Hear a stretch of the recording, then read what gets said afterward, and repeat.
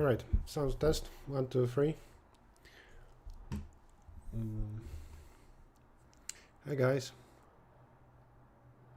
Vivid says, previous stream I said to get in top 10, all 3 members should have rating 2500. No, I'm not saying that. What I said yesterday is that if you all have that rating, then I said that maybe you have 50% of getting a medal or something like that. I was trying to specify your own question. What's the role of coach? Actually, for most teams, the role of coach is to register the team. In many teams, ICPC coach doesn't really teach them. That being said, very often a coach, even for a strong team, is useful because they will organize a competition, make sure that something is happening every week, conducts trainings, conducts analysis. For high enough rating, coach doesn't do lectures. Maybe they will help you get materials, stuff like that. And yeah, coach also can have higher rating than 2500. For example, I could still teach a lot of stuff to a team of 2500.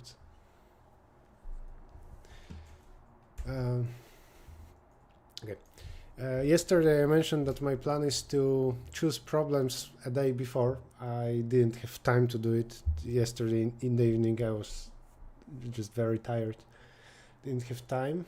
So I don't have a choice of problems, but I will take a look on Discord whether there was some discussion and maybe you guys did choose some good problems. But it might be hard for me to find.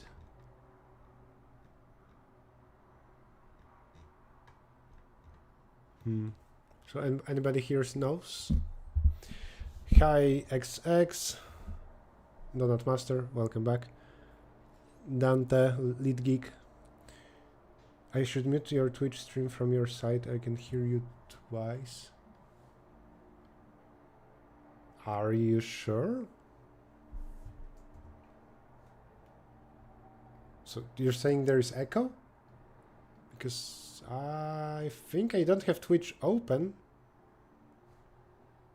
Maybe sound good here. I think Donut Master, maybe you opened it twice.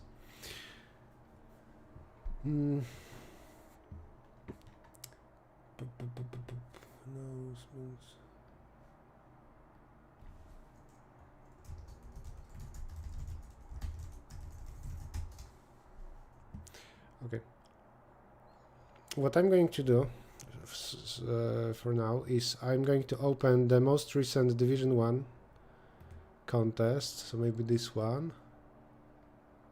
I solved the first problem and I already took a look at those two, right?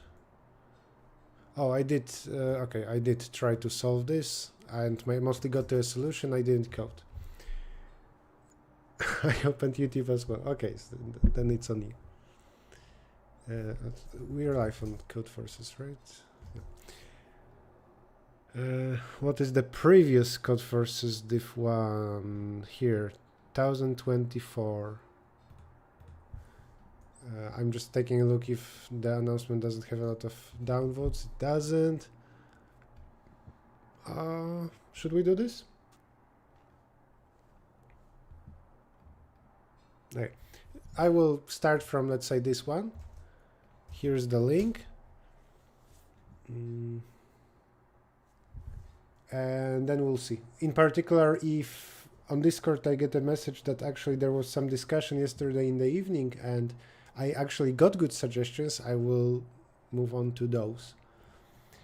One more thing.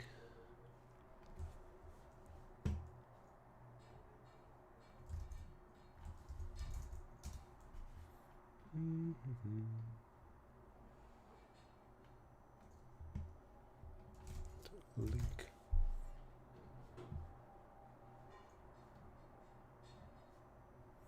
All right, I think I'm ready to go. You're given n squared cards with values 0 to n squared minus 1. You are to arrange them in a grid of n by n. The max of a subgrid is defined as the smallest non-negative integer that does not appear in the subgrid. Arrange the cards such that the sum of max values is maximized. So among different subgrids, we want many subgrids to contain a 0. Then we want many subgrids to also additionally contain a 1, and so on. I think that's the idea. I can already write this down. So we want as many as possible. Maybe roughly we want to maximize the number of subgrids with 0 inside. Then we want to also maximize the number of subgrids with 0 and with both 0 and 1 inside, because if both 0 and 1 are inside, then the max value will be at least 2, and so on. So this means that roughly what we want is for 0 to be inside, as much in the middle as possible, 1 next to it, 2 and 3 then next to those, in any order, because it's only important how it behaves as a subgrid. So like a bounding box of 0, 1, 2 is needed. Like if I do it this way, 0, 1, 2, then everything that contains this subgrid, this 2 by 2 square, will have a max of at least 3. And if I do it as much in the middle as possible, then I'm good. So it doesn't matter if 2 and 3 are in this order or the opposite order. And I think that's it. We will like build from the middle. They are in suggest problems.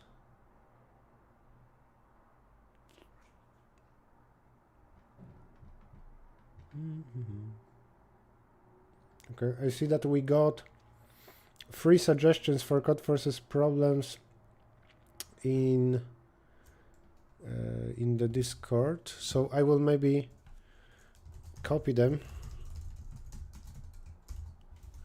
This is possibility number 1, this is possibility number 2, and this is possibility number 3. And I'm for now pasting everything. If somebody here has time to do it, you can open them, and especially if you're high rated, and later tell me if some of them are better than others. I will solve at least one of them, maybe 2, maybe 3. Should we do a spiral? I think it makes sense, but it also is not that necessary. 2, 3, 4, 5. How do I want to build next? Is it okay to just do it like that? 4, 5, 6, 7, 8. I think that's reasonable. Also, and we start from 0. This is a square. Can be odd or even, right? Yeah.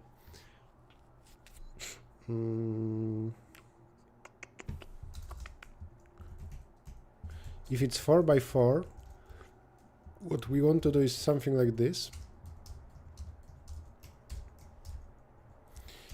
And if it's 5 by 5, we want to do something like this. Now, 1, 2.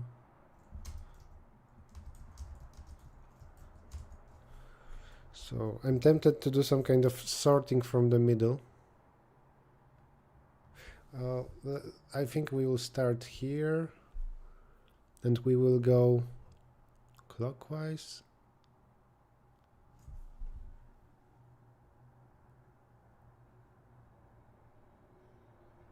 I don't know how to do it very easily, such a spiral.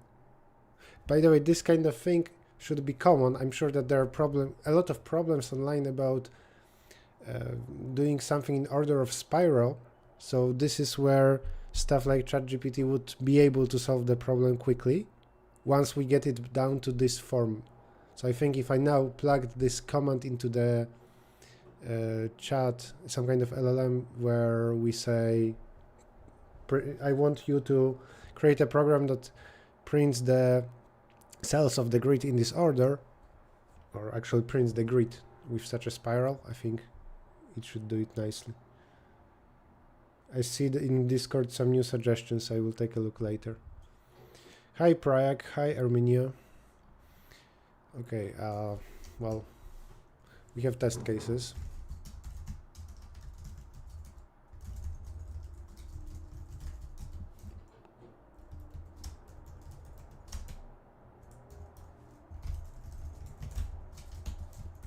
We only read n.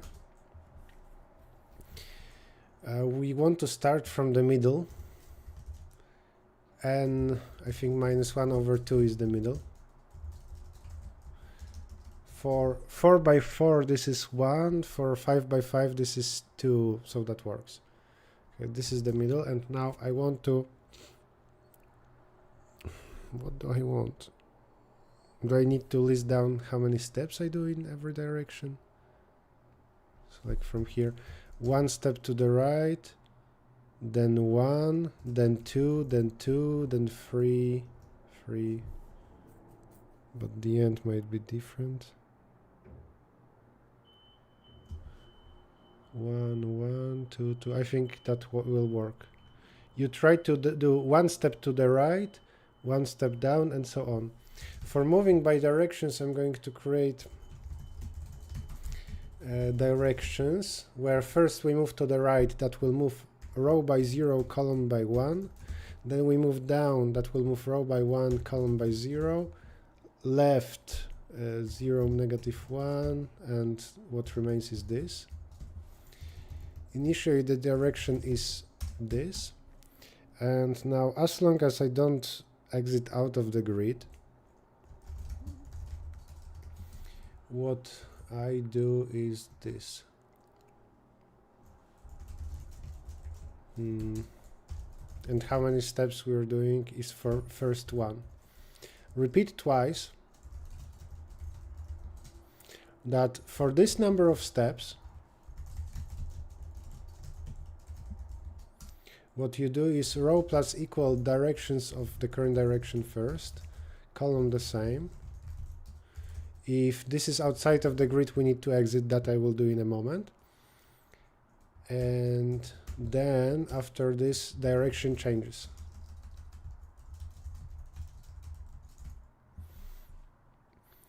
And after repeating this twice, steps will increase by 1. I think we go 1, 1, 2, 2, 3, 3, 4, 4. I think that's correct. Then we want to save the grid.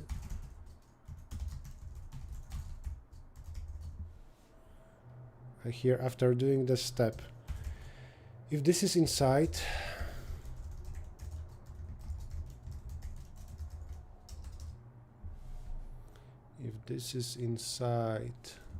then this is good. So grid of row column is next plus plus. It's some kind of counter.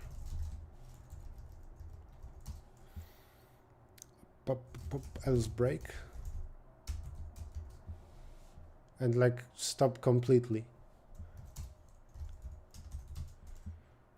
Finished is false, while finished. Also, this could be done with go to.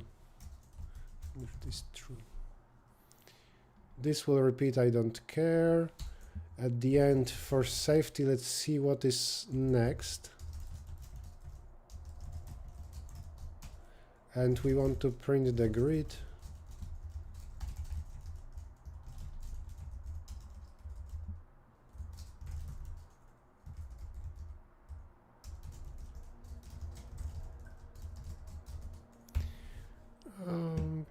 Let's see what happens. Grid A.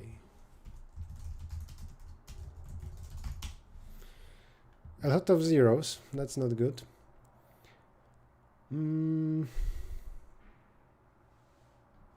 Will that also happen if I add something?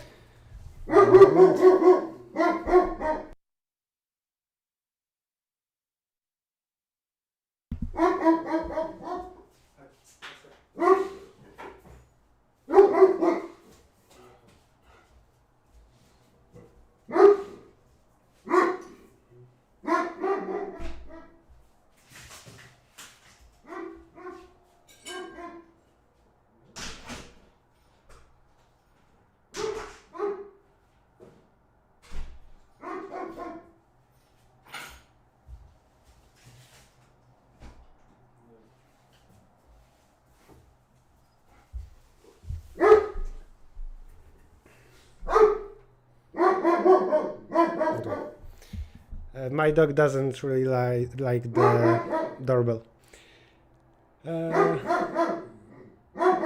Looking at the chat.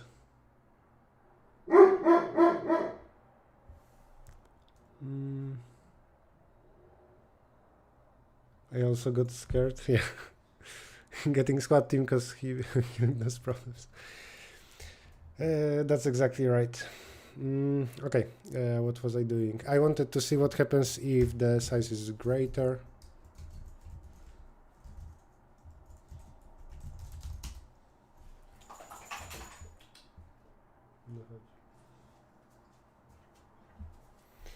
Only zeros.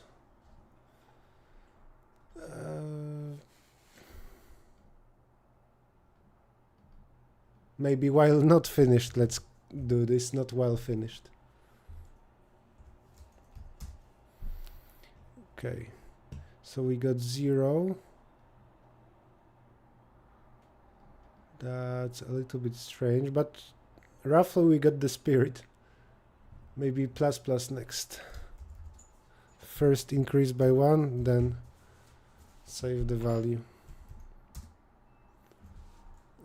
I don't need this. Okay, 0, 1, 2, 3, 0, 1, 2, 3, 4, 5, okay. Fine. Now next should always be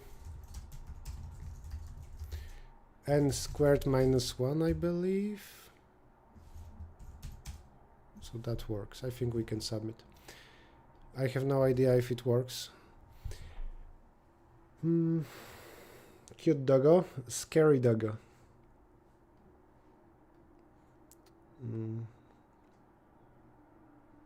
Finished variable is wrong. Thank you, but as I always say, it's okay to help me debug the code. That's perfectly fine. Don't help me come up with a solution. This was my best contest ever. Congrats, Naman. What place did you get? Okay, now we have a choice between continuing here, for example, this quartet swapping, or doing something from the suggestions that I pasted earlier. I took them from Discord. No, hacking numbers is too... this statement I do not like. Well, maybe.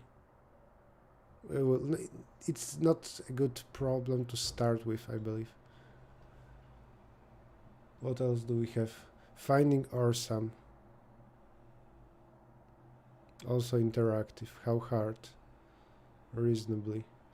Okay, do we want to do finding OR Sum, or do we want quarter swapping? The difficulty might be similar, 1800, 1900. Any preferences? This one says you can ask 2 queries.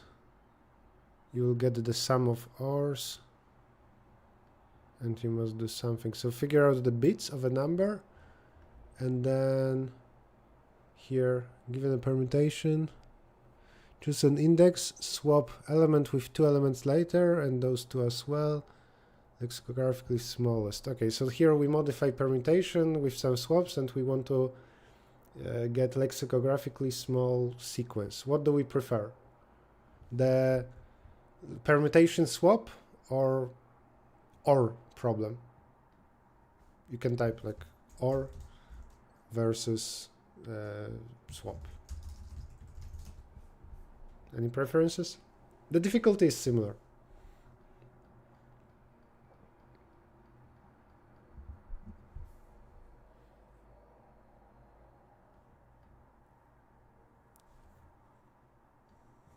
So I want to move this to Linux. A moment ago you saw it in Windows.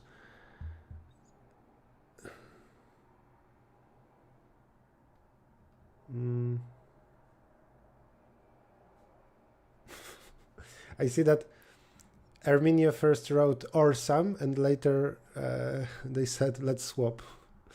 Let's do the OR task. So the one from Discord suggestion. This is the link. We'll also update it for the command.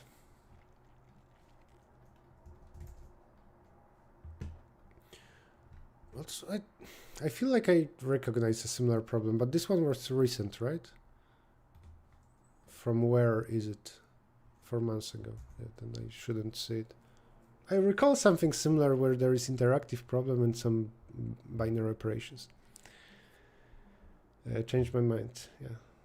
But also, Arminio, let's swap. It sounds a little bit like I'm swapping my decision, flipping my decision. There are two hidden numbers. You can ask queries of form pick value n. The judge will respond with the value of this. Then the judge gives you another number. Well, we need to understand the nature of this. If I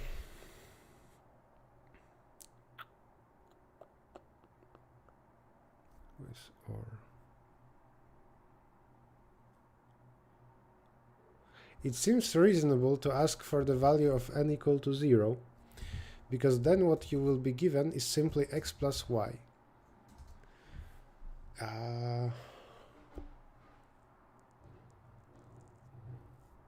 And everything else seems way more complicated. Now, if I ask for maybe n equal to all the ones,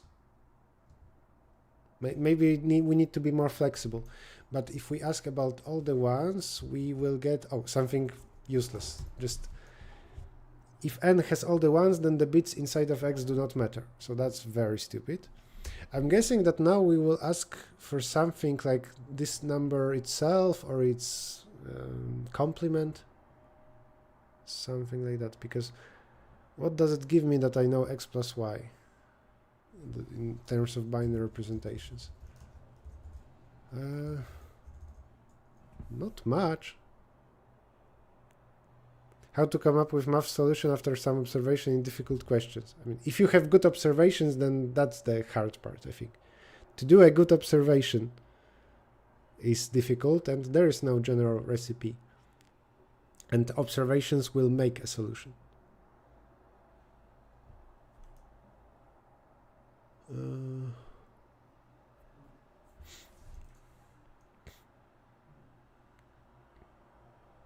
So for those two particular numbers, the sum is, maybe let me fill this with zeros.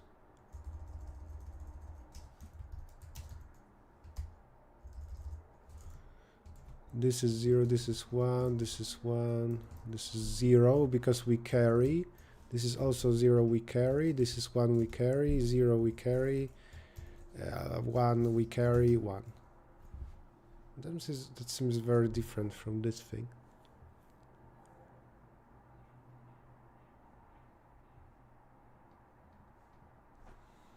Also, we don't need to necessarily construct x and y. Actually, I think we will not reconstruct x and y. Because I think we cannot distinguish whether one is here or it's here.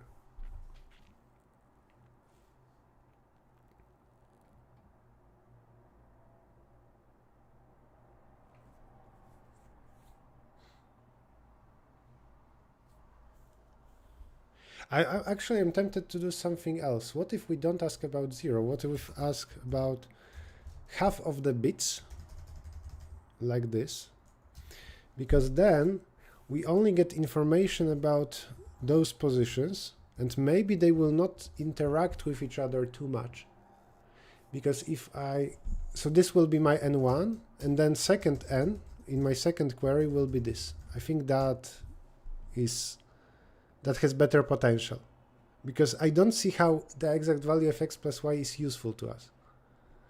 Versus this, if I OR it with some value of x, of course those positions do not matter at all, because in bitwise OR they will turn into 1 anyway. So what I will get is a few values here, and I will get the same. Also, there are zeros in between. Let's denote them as O for a moment. Those are very, like, we know that those are zeros. Then we also compute bitwise OR with the other value, with Y instead of X. So also every second value is O. So the zero that is for sure zero. And some other positions are also a 1.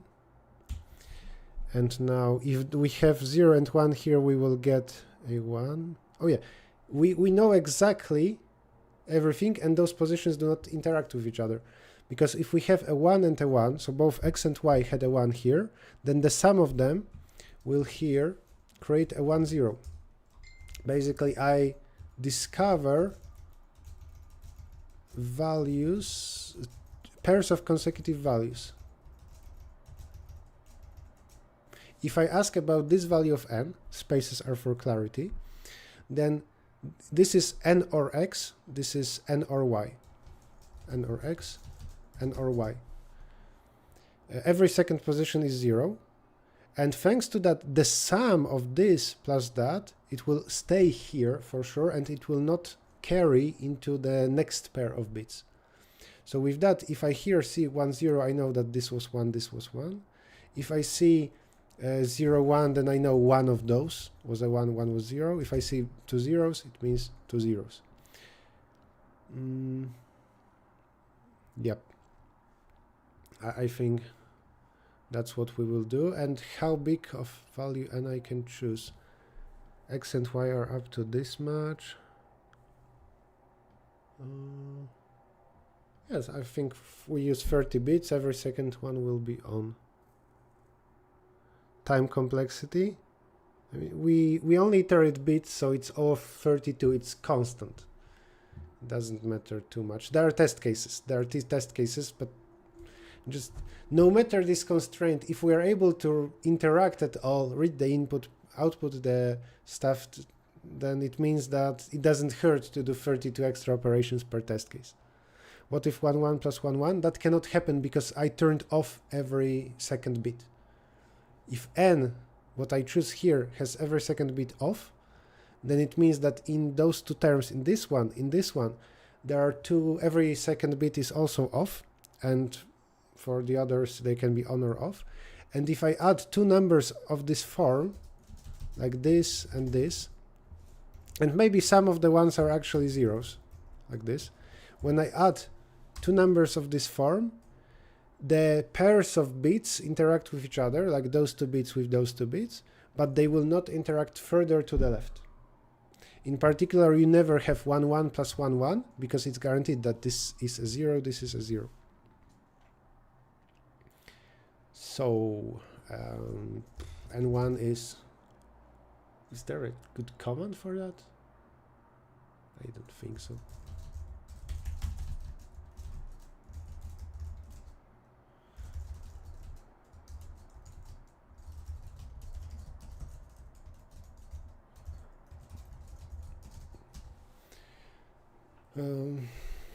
Okay.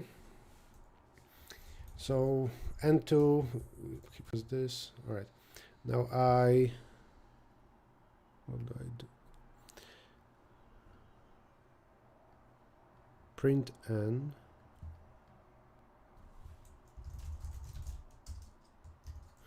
Okay. Print N with new line. New line like this flashes the output. It's needed in interactive problems. There's some description here.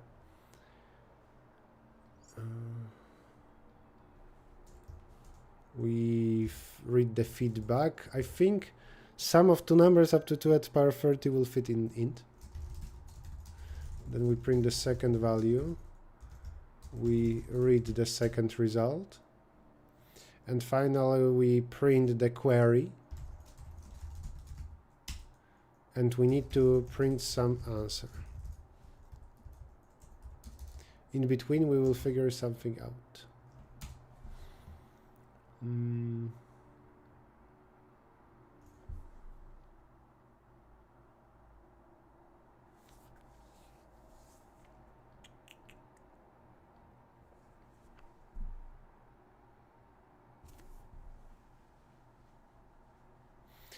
Okay, we need to do something like that. For every bit starting from bit 0, but add every 2. So skip every second position. We want to look at N1. We are interested in N1 and this, and N1 and this. Those are 2 consecutive positions in the binary representation. The first one and the more important bit. I can say that this is a value, and then value plus equal twice this. This is how I extracted 2 consecutive bits. Actually, that's an ugly way to do it, to be honest. Maybe better this way. Shift to the right by I bits, and bitwise end with 3. This is also how you can get 2 consecutive bits. I will not do I want to explain? Okay, brief explanation.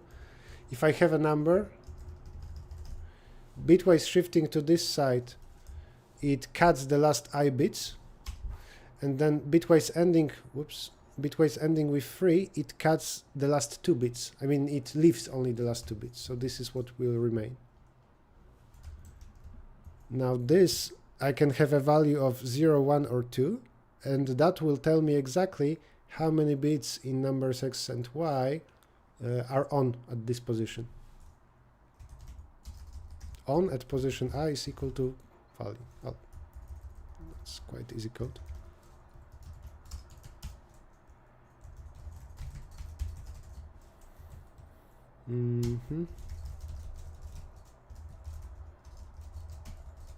I think it's the same, just with N2. And then when I read N, I need to go through all the positions.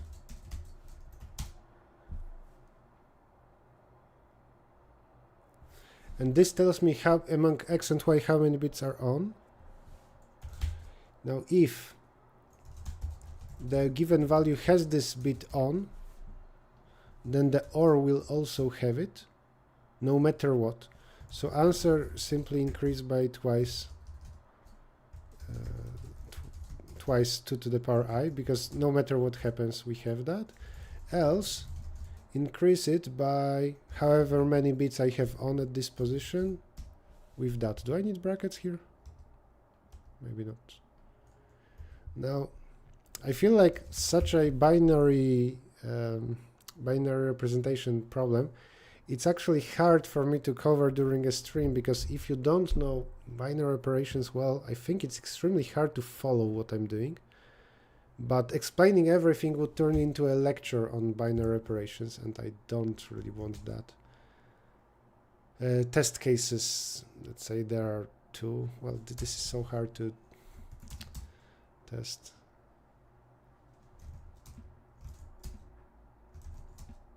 It printed something.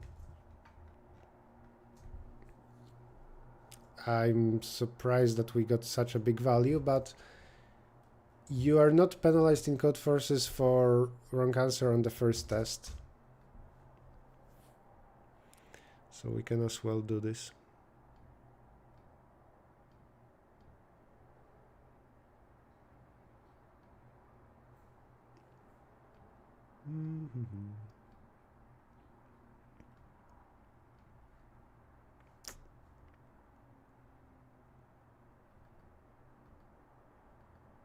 Oh, what I actually provided doesn't make sense, right? Idleness limit. Do I not flash enough?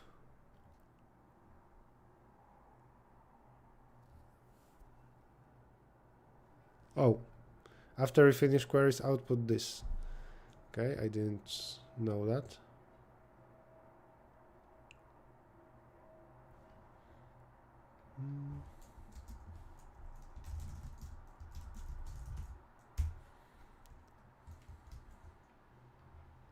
Usually I code the checker for interactive problems. It saves a lot of headache. I do it if it's necessary. I mean, because creating a checker as a secondary program or something internal here.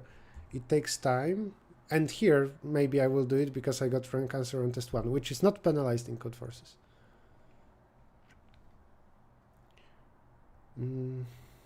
Okay, let's easily check what happens if x and y are both zeros. So if I'm given this, I will say that the sum is this times 2, which is this.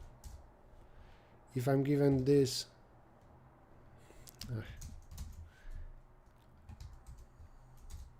now this times 2, so the previous value times 4, is equal to that, it seems. And now there comes a query. I want to query what happens if the value is 1, 2, 3. And what I should get is 2, 4, 6. So this is incorrect.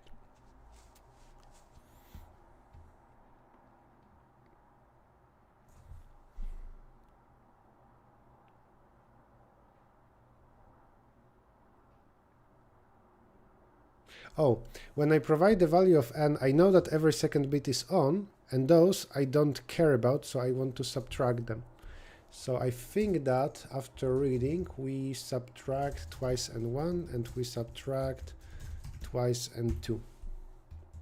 Again, no penalty in Codeforces, so it's optimal to first, no penalty for wrong answer on first test. So it's, for interactive problems, almost always optimal to submit and then think. That's not the case when you expect wrong verdict on a test different than test 1. 1. Let's provide this first. Still wrong. This second. And 1, 2, 3. Still that's not correct. Not correct at all.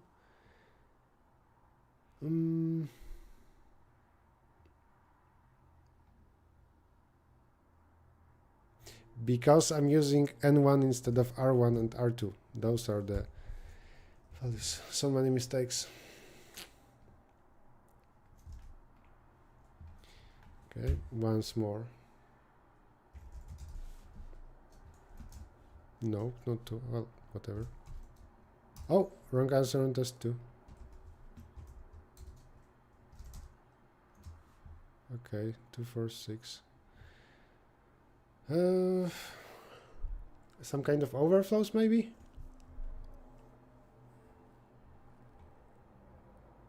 The sample test is not very strong. Let's first analyze possibility of overflows. And then after that, I will create some function to actually emulate the checker. I don't think it needs to be second piece of program. Set on to size 31.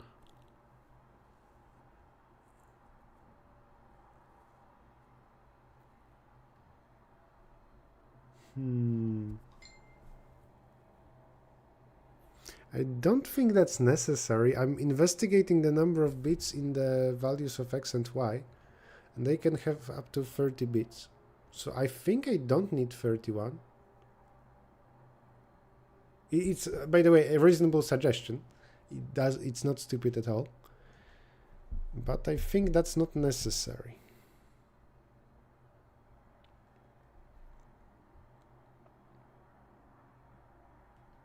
The answer should not overflow. Yeah. Good that we have directions from the previous task. Let's add some kind of hidden x and y.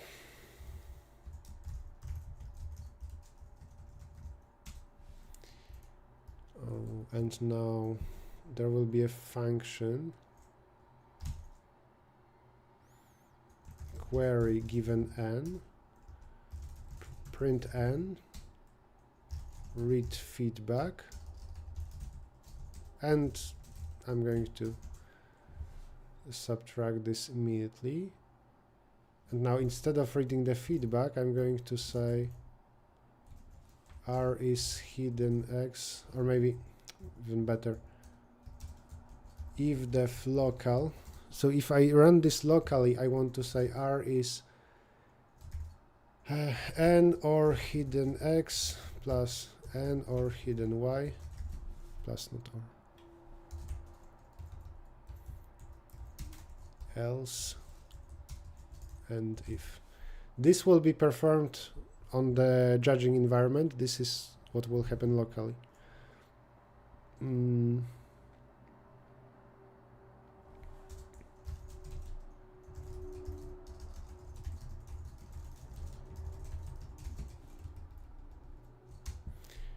Okay, then we read n, and I will say this. If def local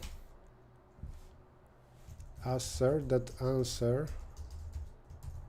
equals query of n and if.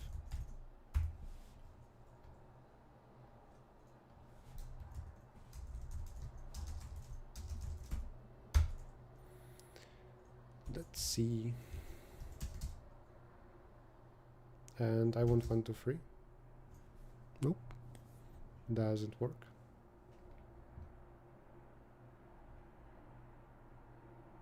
Why did 1, 2, 3 do something else than before? Oh, because we have hidden x and y. Does it work if I do 0 and 0?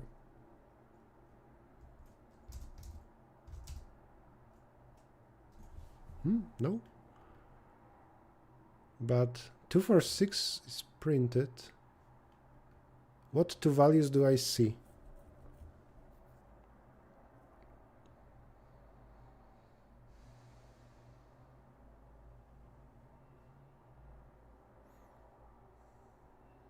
Read n. Why do I see here two values? Oh, this is what I print to the interactor.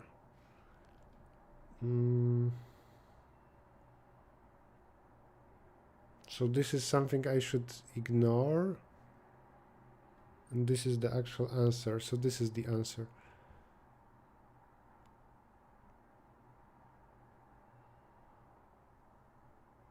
Oh, but I shouldn't decrease that for this sake.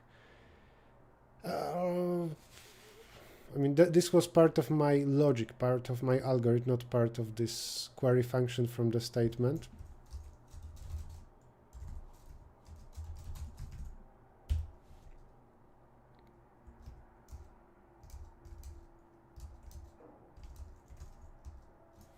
Okay, it works for such two values. What if I use 1 and 2?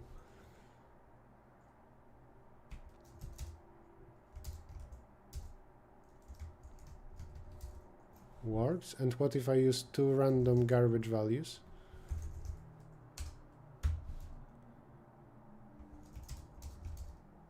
Doesn't work.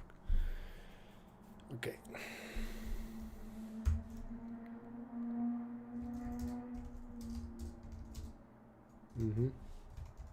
Slightly doesn't work. So when there are collisions of same bits, maybe, then it doesn't work.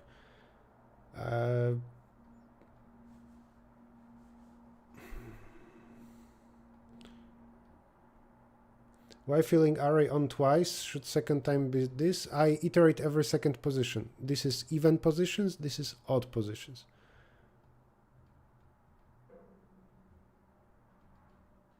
R1 and R2 which have length 31 in binary.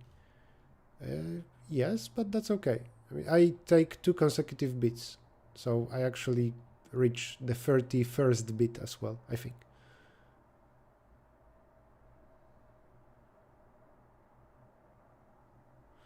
You can debug interactives with preprocessor directives. Well, this is useful. I mean, this trick is just so I wouldn't need to change the code every time before I submit. But this part, this one, line 10, you can do anyway, just locally. Then change it back to reading the input.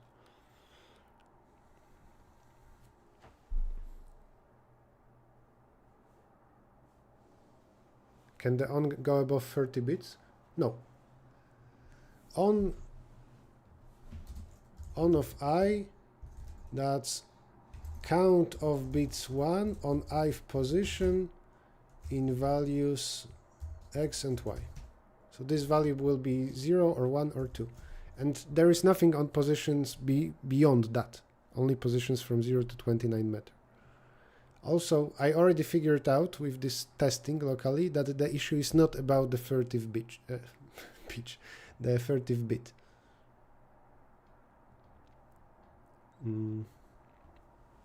No, it's something else.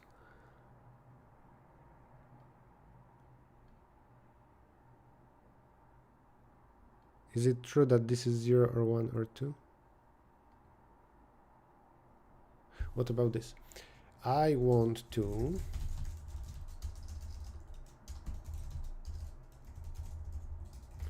print the values that I figured out. And I got this, which is not correct, I believe, because this is second bit and the value should be 2.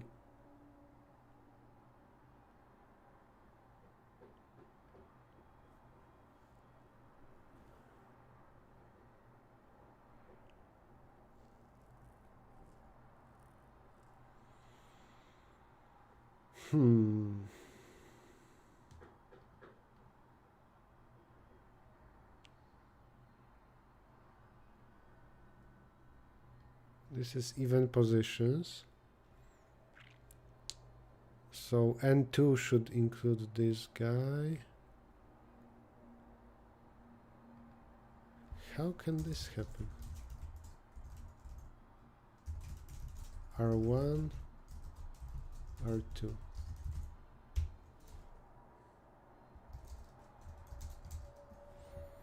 R1 is 4, R2 is 0.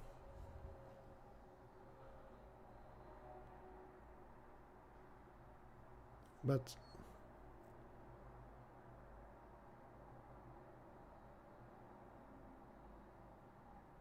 that's not right. Should we swap R1 and R2 in the loops? Maybe. I think something like that is needed.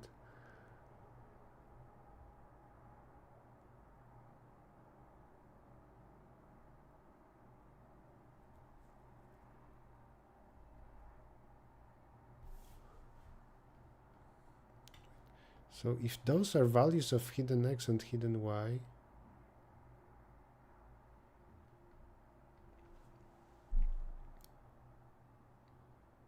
oh wait, when n1 it gets even positions, so it actually investigates odd positions. Okay, so n1 is number that ends with this. So what it means is that it knows actually nothing about this position and it knows nothing about this position. So n1 knows about this position. So yes, indeed we should swap those two.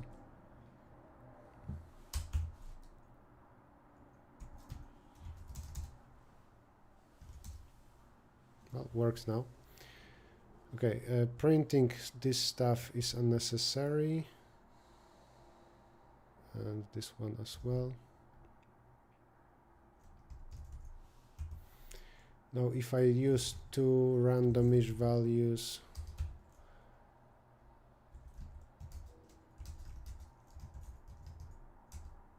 it works.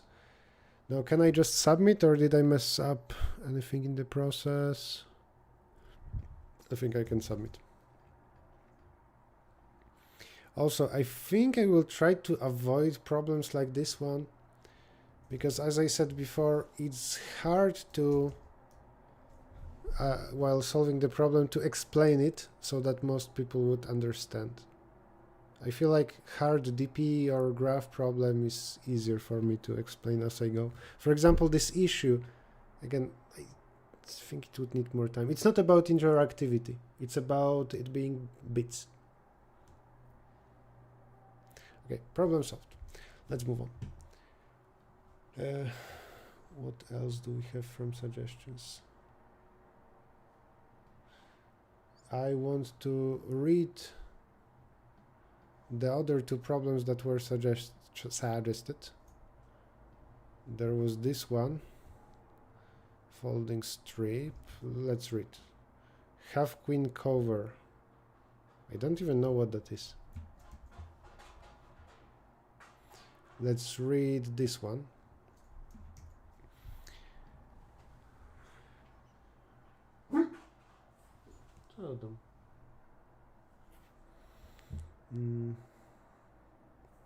You can fold the paper. All characters must match.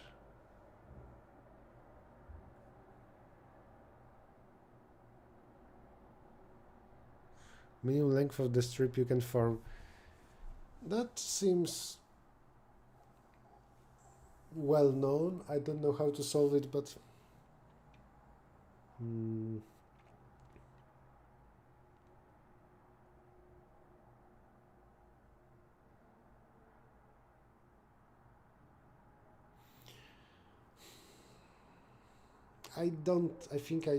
I'm not sure if I like it. This problem. I'm not good at string problems. This will not likely require hard string structures like suffix array. But already implementing, let's say, hashing and hashing in reverse, I don't like that stuff. Why don't I use pen and paper? I do use it. You see, this is my standard paper with notes. So from problems from past few days, I do use paper. While on the stream, when I want to draw something, I will use OneNote. So I will draw in this program. But so far today, I didn't need to.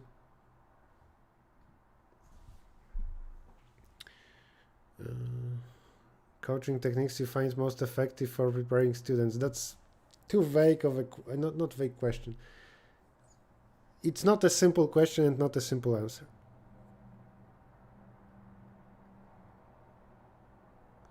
Have queen cover. Is that a Codeforces problem?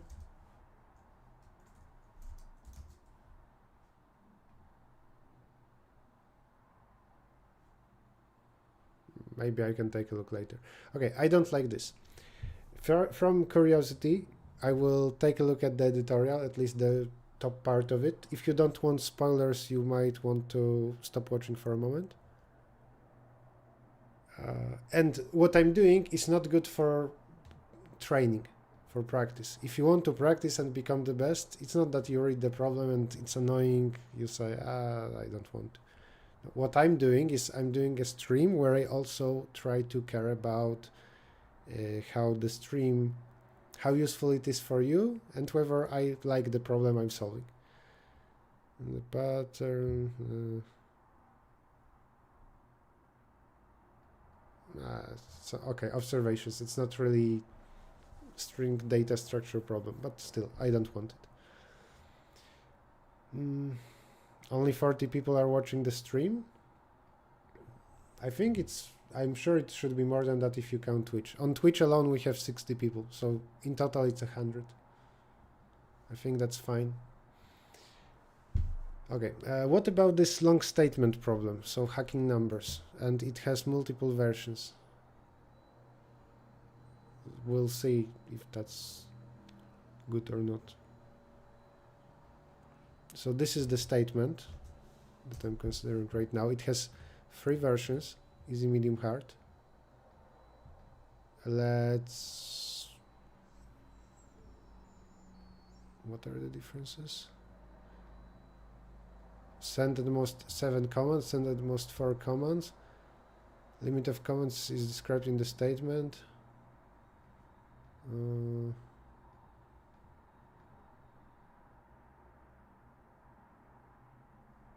Okay, let's read this thing.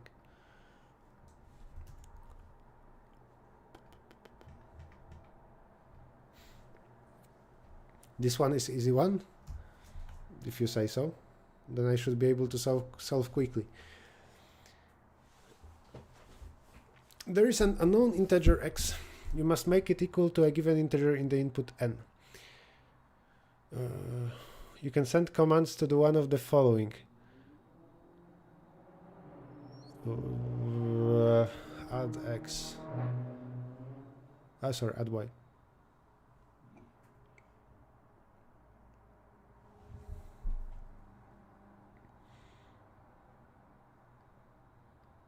Okay, so you try to add y, but if it overflows 10 to the power 18, then nothing happens. Multiplication has the same behavior. You say, I'm trying to multiply by 5. Now, if the result doesn't exceed 10 to 18, then that happens, and the value x becomes that itself multiplied by 5. Otherwise, it doesn't change. Also, you get feedback whether it happened or not. You can divide, and it will happen only if this is divisible.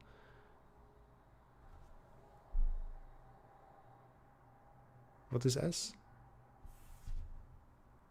Sum of digits. Okay. Let f of n be the minimum integer such that there is a sequence of n of counts.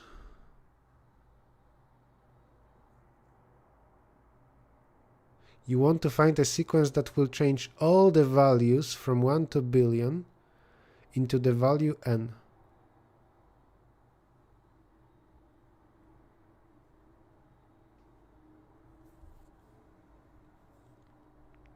Okay, you want to minimize the number of comments.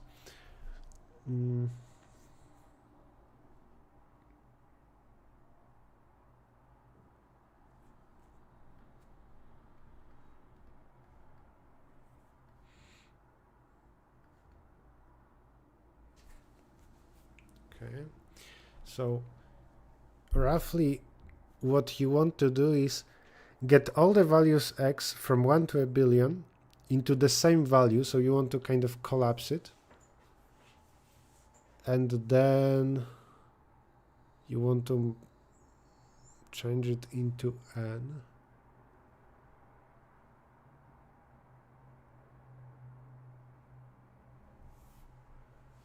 The second version is actually different.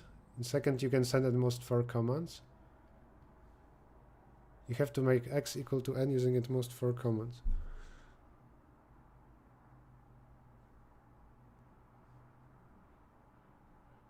That's kind of a hint. I like looking at this version more, because this one seems difficult to start because I have no idea what is optimal. I think we should start from this version. In this one, 7 commands. Just the information about 7 and 4 should help me.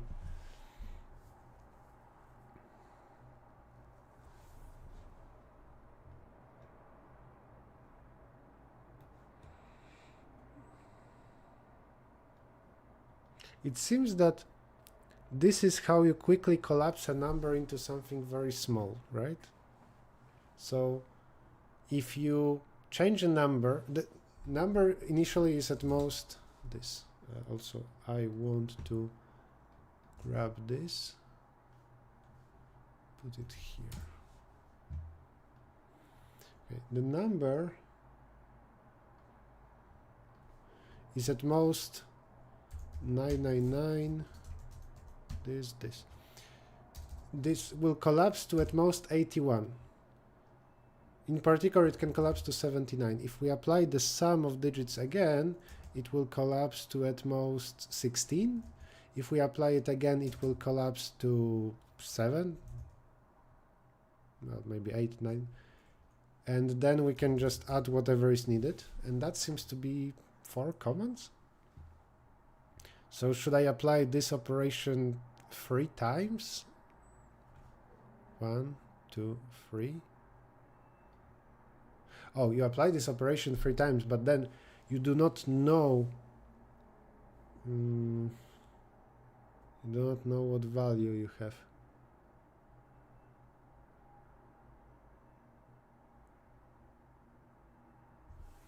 How can you know the value?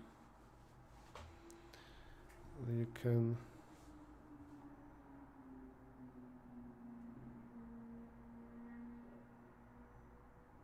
X can become negative. No, it cannot become negative.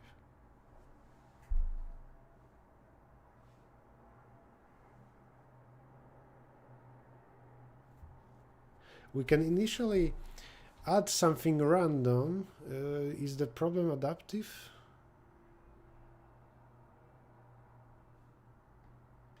We can cheat a little bit and initially add to the input number, or to this mysterious value x, we can add something random, and then the sum, initial sum, will not be that big. I don't know if that matters,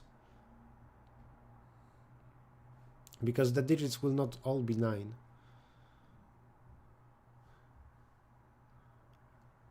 The only way, once the number is between 1 and 9, this thing is useless. What you can do is use those commands to basically binary search what the value is. It will be 81. Yes, but 81 actually, okay, after one step, I agree that the new number will be at most 81, but it's not the worst case scenario for me for what the number is next.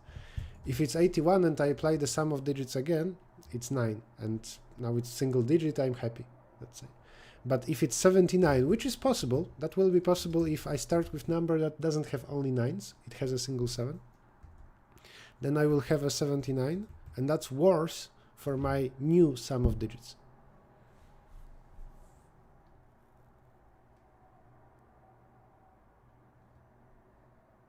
18 nines? No, the x value initially is up to 1 billion. I can make it into something bigger, but it's up to 1 billion. Shouldn't 16 be 9 worst case? I mean, from 6, we can have here 16, or we can have 9. What I think analyzed is that in 3 steps you will get a single digit. And I don't actually care that it's a 7 here. Maybe I got a 9 already after the first step. So the claim is, or lemma, 3-digit operations create a single digit number. 3 times if you do that digit operation, you will get something smaller than 10. Then what you can do is you can do this operation, I guess, to binary search.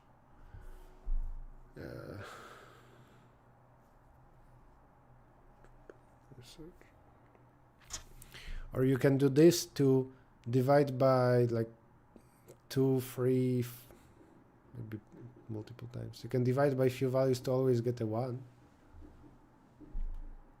It seems so far that I don't even know how to solve the easy version. Let's see. I can 3 times do that digit.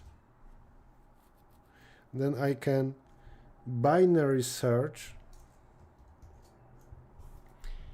If I have candidates values from 1 to 9, then how many times I need to cut in half? How many times do I need to get information 0 or 1? I need, after 9, there will be 5, then there will be 3, there will be 2, there will be 1 possibility. So that's 4 operations. Something. And then I need 1 more operation to add so that I would actually make the n. That's 8 operations total.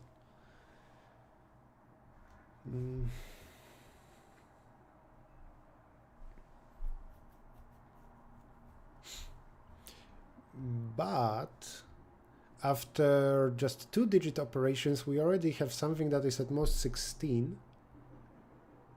So maybe we can already then binary search. So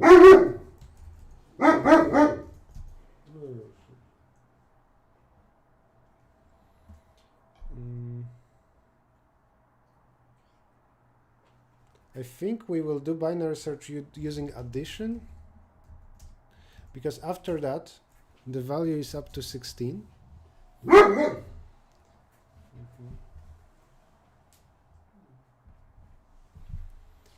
The value is up to 16, and we can try to add such stuff that the value will become exactly 10 to the power 18. And still we need a single add. that doesn't help. Just 4 times anything to binary search. I think that's how we can solve C1. Is it hard to implement?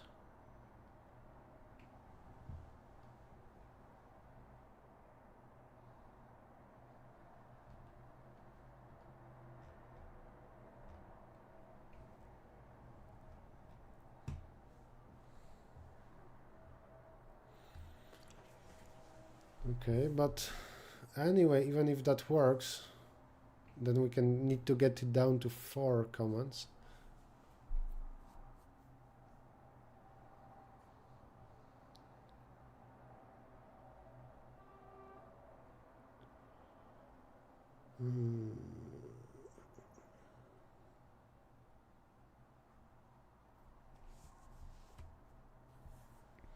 I don't see how this is useful other than to basically apply binary search.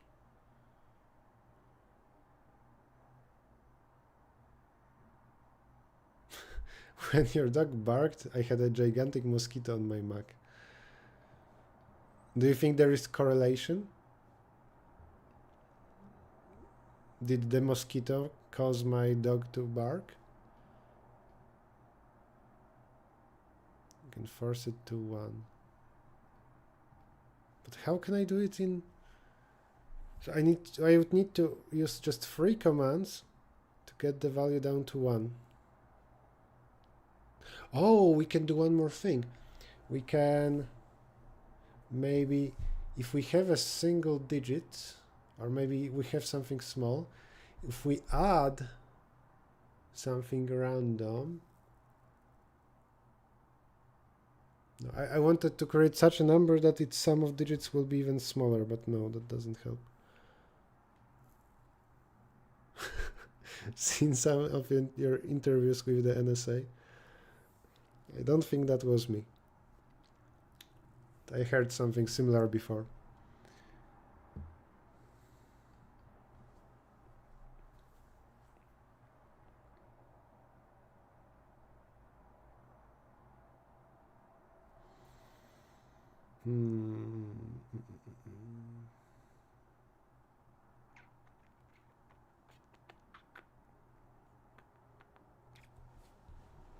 How do you do this faster?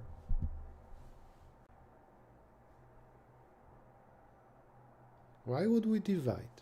If a number is small, we can try to divide by maybe 4, 2, 9, 3, 5, 7 to be sure that we'll get it down to 1. We might get feedback, oh, that wasn't divisible, but does that help?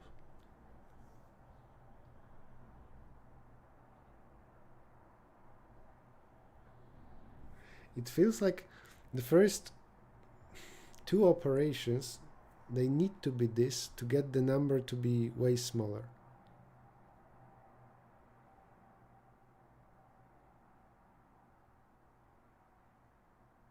But if I use this even twice, then I have so few commands remaining.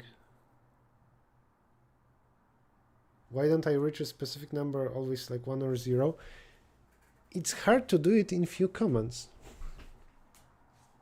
We can solve powers of 2 from 16. That's a reasonable. That's something equivalent to binary search. For a moment, I wanted to add stuff to always achieve 10 to 18, but you're right that we also can achieve 0. So it seems, well, maybe we first add something random, just so that the value would be not all 9s. Then it seems that we need an operation of digit. Then we obtain something at most 81. In particular, it can be 79. If we apply now digit again, x can be up to 16.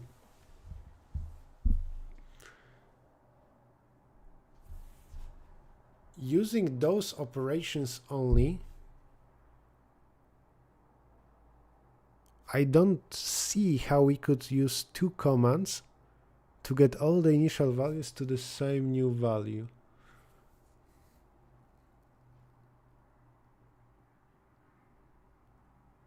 In particular, what should we do if initially the value is from 1 to 9? Then this command is useless.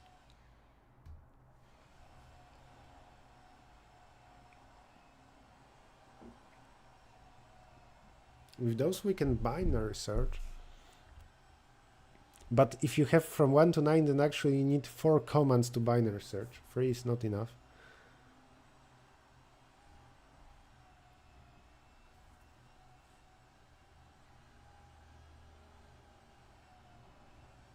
And division?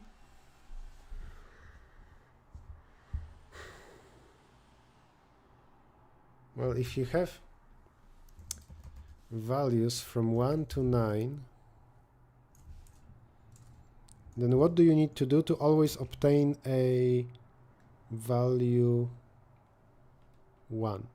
You can divide by 7, divide by 5, divide by 4, divide by 2, divide by 3, and divide by 3 again. I don't need to divide by 8 because those operations, they create division by 8. That seems to be a lot of work. If you could somehow set that the values can be from range 1, 2, 3, and let's say 4, 6, 12. If you know that you have one of those two values, then you could just divide by 4, divide by 2, divide by 3. If you have such 3 operations, then also it could be 8, also 24. All of those values, with such 3 operations, they will become a 1, but that's also so much. Additionally, if the number is divisible by 4, then you have very few candidates. If it's not divisible by 4, but then you will still need to divide by 2 and divide by 3. Is this solvable, really? I mean, this, I think I already solved that. I could code it, but to make sure. Wow.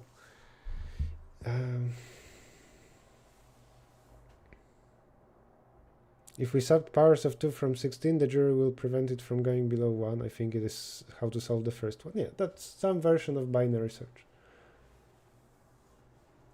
Think very simple.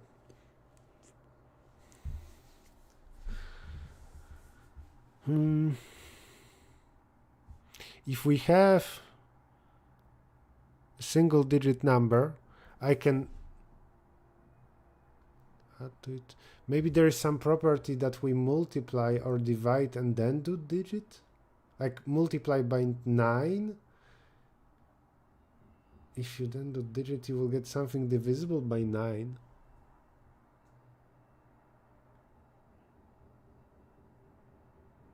Digit sum of 9 is divisible by 9. That's true. Multiply by 9, do the digit and then divide by 9?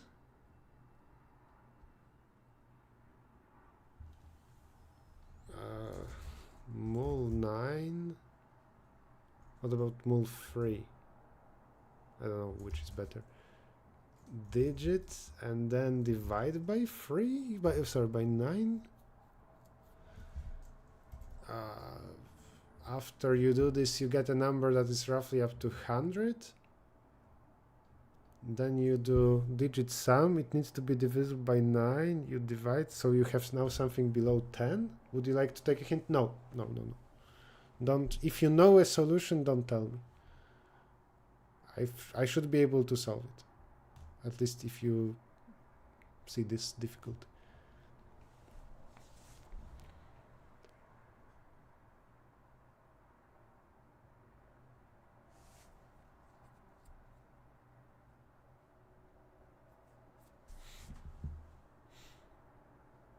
But already I find this very interesting.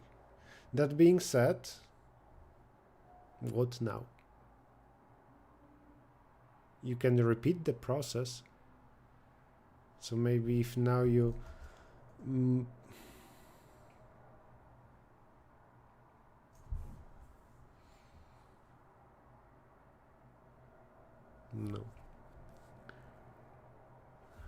Why 9?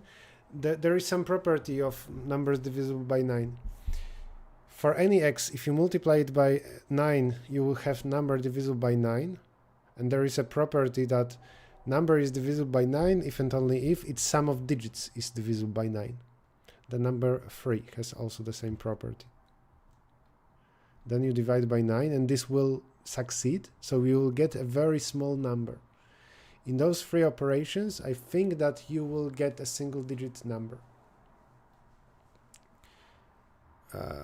Actually, before that, we could achieve the same with 3-digit operations. The function s serves the congruence of the number modulo 9. Yeah.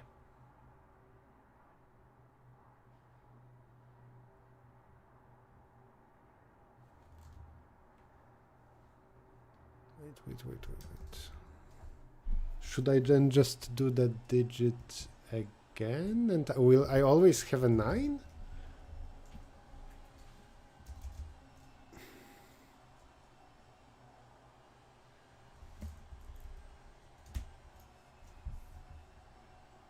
After this, I'm doing the first time digit, the value should be up to around 80 something. If I do digit again, will it always be 9? I think so.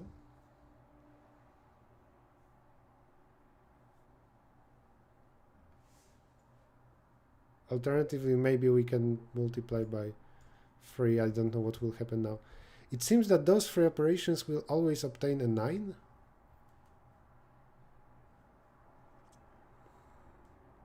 And then you just want to add the, what's the target value, n? Well, then add n minus 9. Is that it?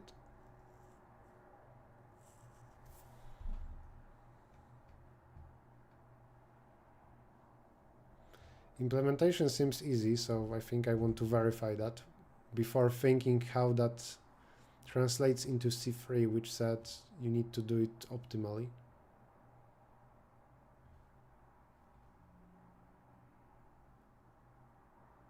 Which will require us to do something special for very small n? I'm not sure. Do we have test cases? Yes, we do.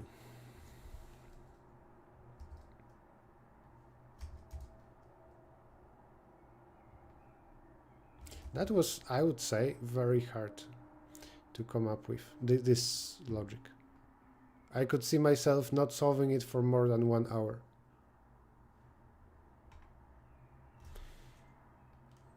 Read the integer n. Here we go. 4 times send a command. I want to print mul9. I want to print... Oh, and we always get a feedback, except for the operation digits. Oh no, we always get a feedback. By the way, here in this version, I do not care about the feedback, right? Yeah, that seems right.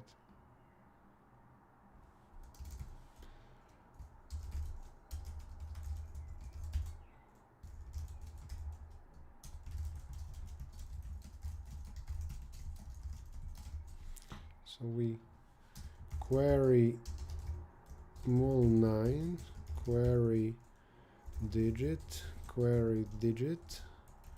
and finally add with value n minus 9.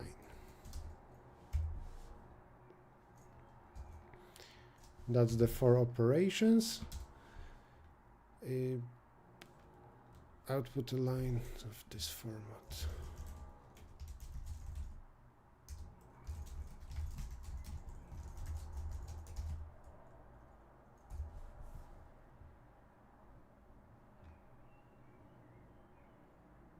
Okay.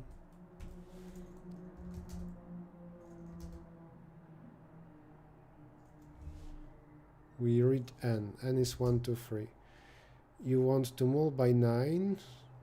That succeeded. Success. Success. Success. So to 9 I added this. Okay.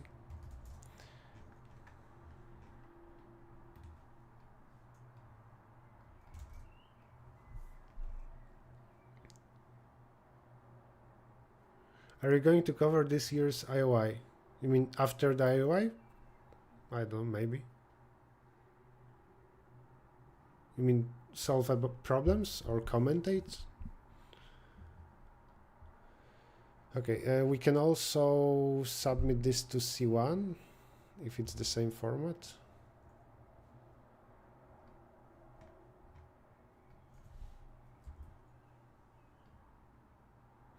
But for the C3 task, for some values of n, I want to be better.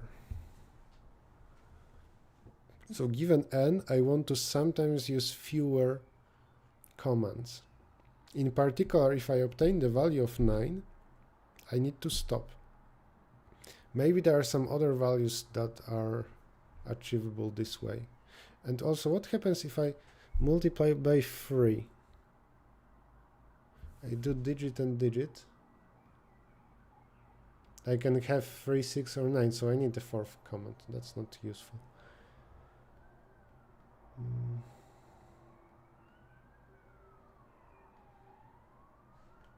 IOI commentary like last year. Then I have no idea. I didn't think about it.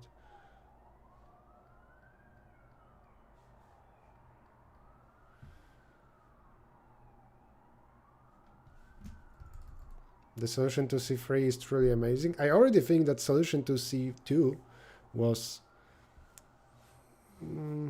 amazing is not the word I would use, but very surprising.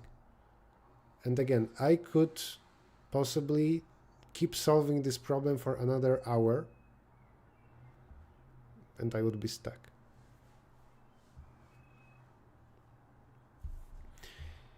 If you do this, so we need to figure out when it's possible to achieve this for given n, always in 3 operations. When the target is 9, then this is not necessary. And when target is something else, maybe another 3rd operation is needed. After those 2 operations, the number is up to, let's say, 90. I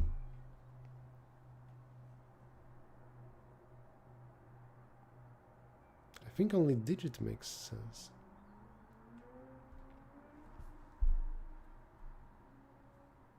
You can also multiply by other stuff. You can multiply instead of 9 by 18, 27.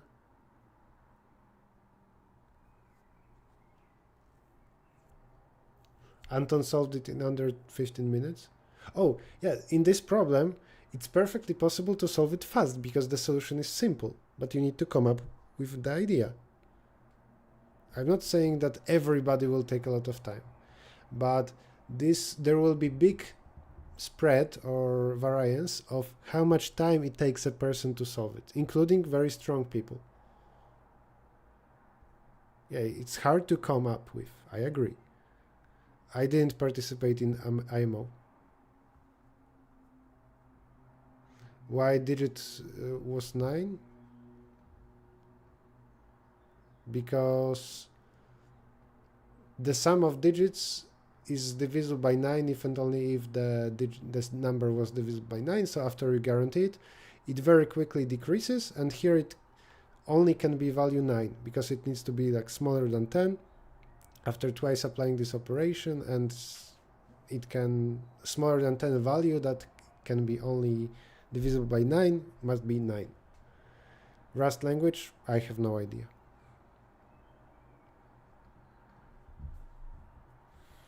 If those are the 2 first operations, then you will have a number at most roughly 80. And I don't see how there can be any value of n such that one operation is now enough other than this one. I'm going to see number of accepted. Okay, this is harder. Way fewer people solved it.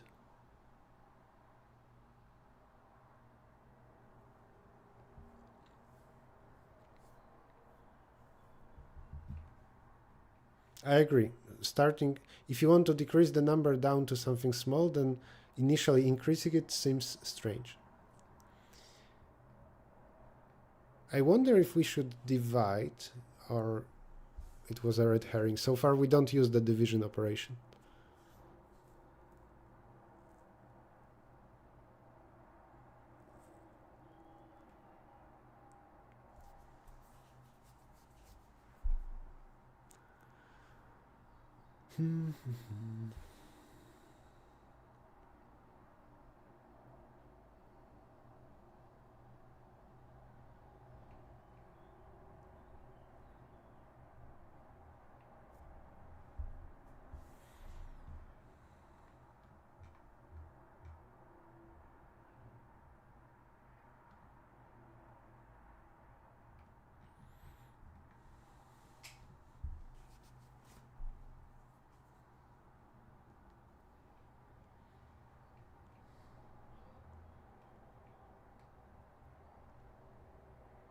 It feels like only small values of n might be achievable. I don't know, maybe we should completely switch the strategy. Maybe this is not the optimal start.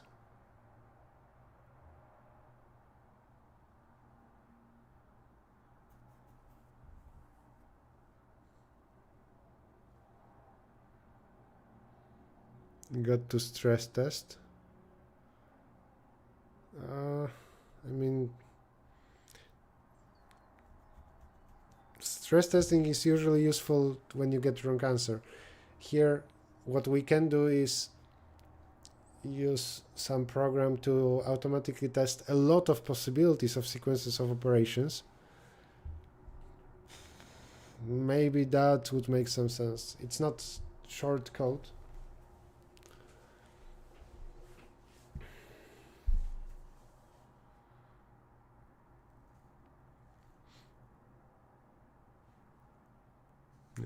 I still need a dog camera. There should be second camera somewhere there.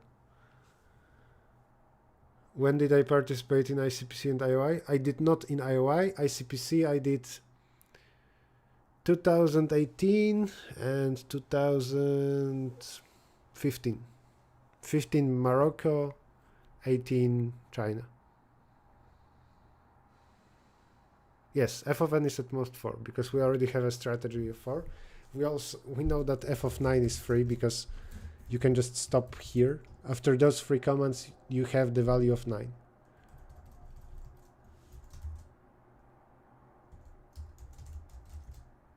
The question is whether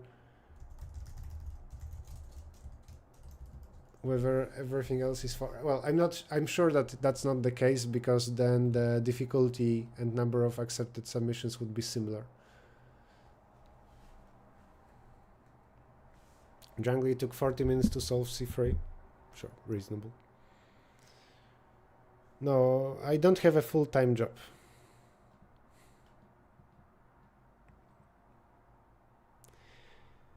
I don't know how physically strong Tourist is right now, so I do not know.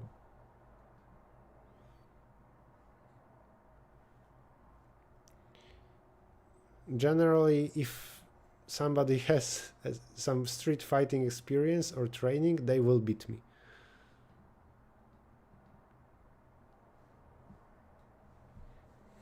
So if Tourist trains, then I think he can beat me.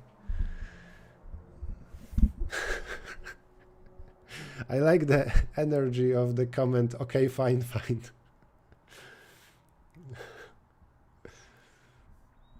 How to choose questions in Codeforces? Solve recent ones of proper difficulty. Something that is challenging to you, but usually solvable. I have part-time job, including teaching. I teach algorithms. Come on, how do I solve it? What's the time of the stream? 1 hour 45 minutes. I think we have a decision here that I try to solve it as long as needed, most likely half an hour. Or I take a hint, solve it, and then we move on to another problem.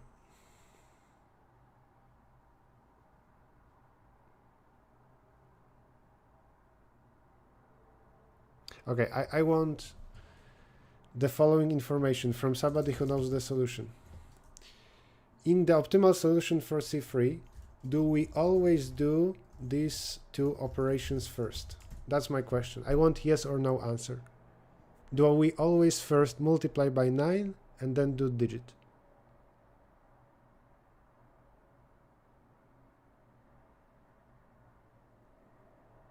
No. Okay, and that's enough. I don't want more hints.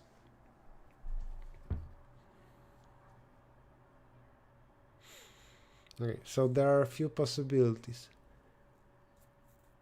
We can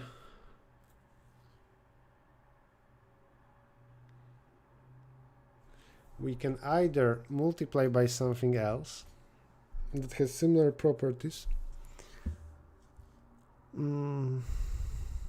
or what was the logic of doing digit first, then the number is up to 80, you do digit again, the number is up to 16.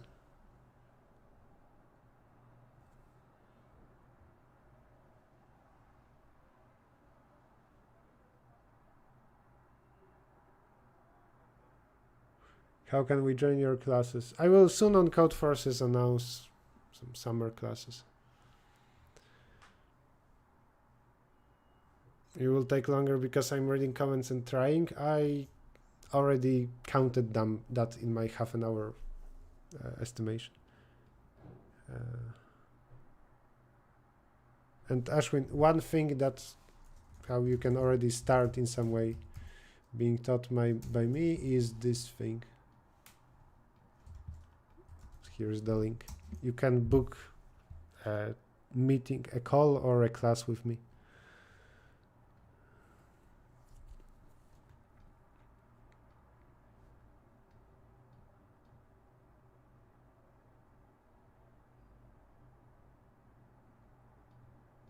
Well, we want to do 3 commands.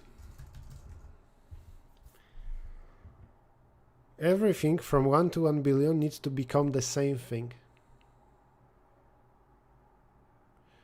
So that 1 needs to become the same as 1 billion.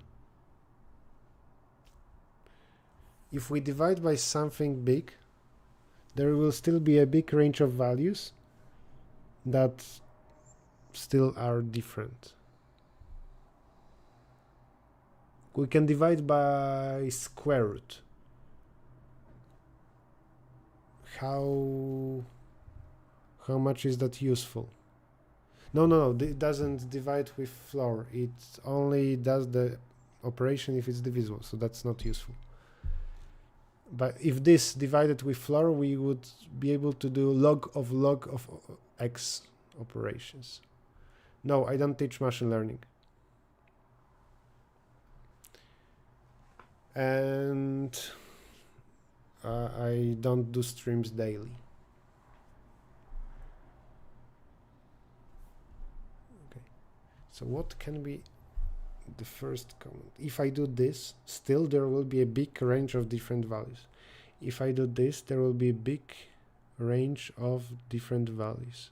If I do this, big range of different values. By that I mean their x can be very, very different. This is the only operation that significantly decreases the range from 1 billion to like 80. It seems that I'm quite sure that digit needs to be one of the first 2 operations, unless we can do those operations in such a way that then the digit operation will create something specific.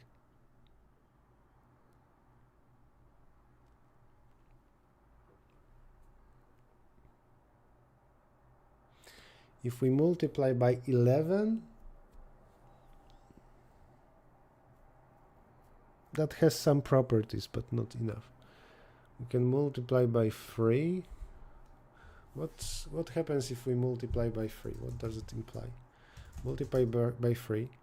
If you do digit, then the number is up to around 80. Digit. Number is up to 9.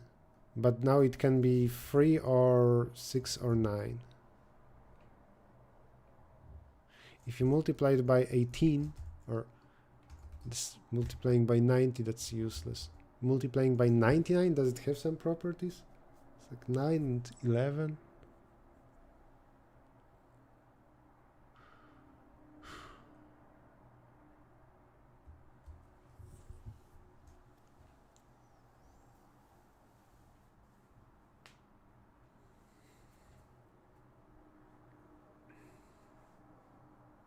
Just to make sure, what I asked is, do I always, no matter the n, I asked, do I always first multiply by 9 and then do the digit operation? That was my exact question.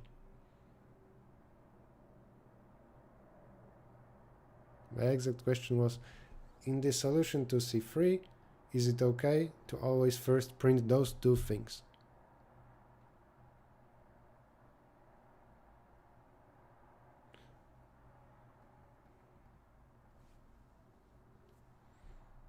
(11) is a curious number because 11 has sum of digits divisible. But isn't for 11 like every second? So the sum of every second equals the sum of every second?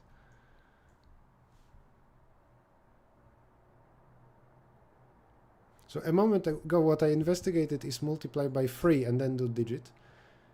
But then I think we'll obtain 3 or 6 or 9, so that doesn't help. Let me check. Properties of divisibility, no, properties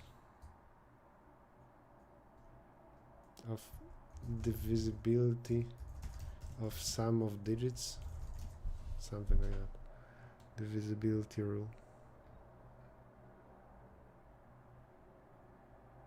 What do I do when I'm not live streaming or teaching?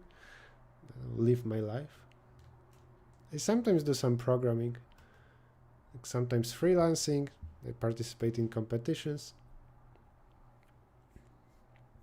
3 months ago I changed apartments, so there was a lot of work with that.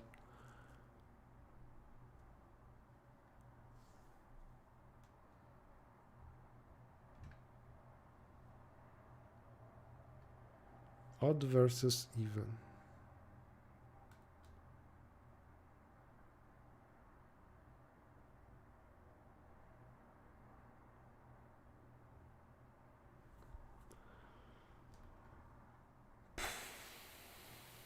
We can also do something like multiply by 3 or 9, do the digit, then divide.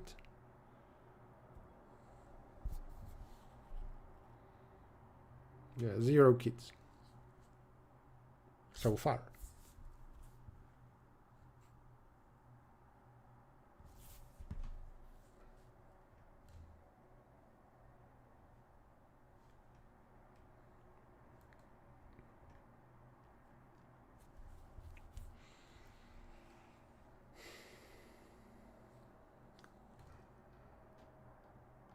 We can also multiply by something that is divisible by 9, but it will also give me some information.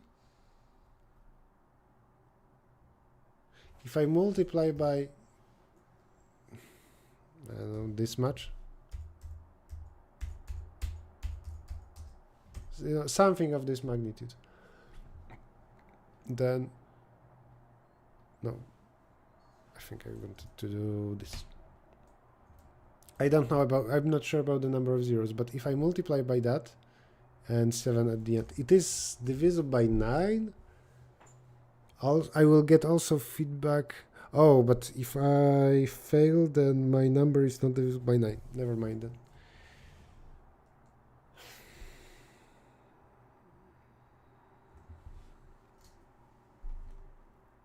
Topic-wise problems, you should mix. You should sometimes solve problems by topic and sometimes at random. it's best to mix those two strategies. Okay, new hint. Question to you, chat, to those who know the solution. Is it optimal to always first multiply by something and then do the digit operation? So should I optimally... wait, internet is off? No, it works. So should I always do those two first operations, where this value here just might differ? So should I always first multiply and then digit? Is that optimal?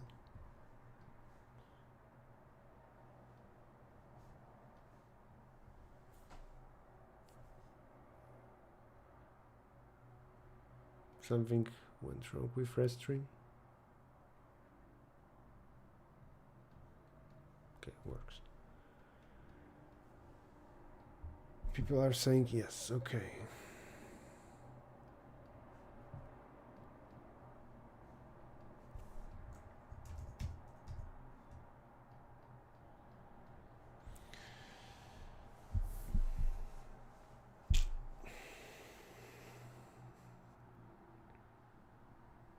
What candidates do I have for multiplication? I have a 3, 9, 6, 18, well, other multiples of 9, and other multiples of 3. Maybe there are some other values that have properties like, 11.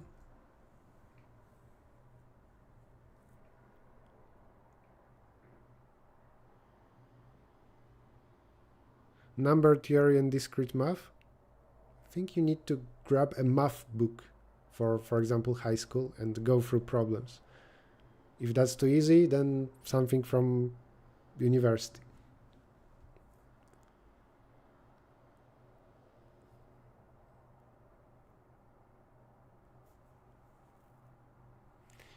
Should I maybe use the feedback? Because so far I didn't care about that. I didn't use division, and I didn't use the value that they give me. But if I multiply and I get...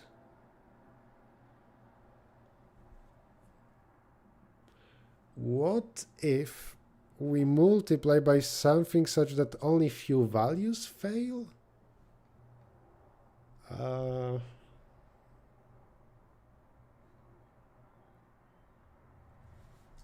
Does it make sense to multiply by 10 to the power 9 times plus 8? This number is divisible by 9, and it's big. For most numbers, I will succeed. I will also get value that has 18 digits, so that's, I think, bad.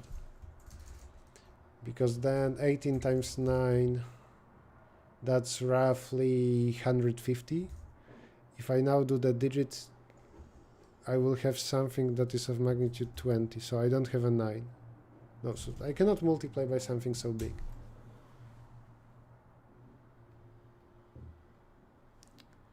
Something is wrong with restream. Okay, now it works. There are also hints present in the editorial, you may see. Okay, maybe I will. Not that link. Oh, link doesn't work. Sorry, I did not update. Sorry. Now the link will work. Try again.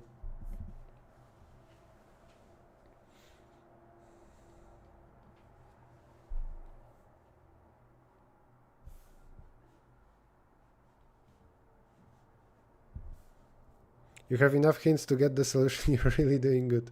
Thank you.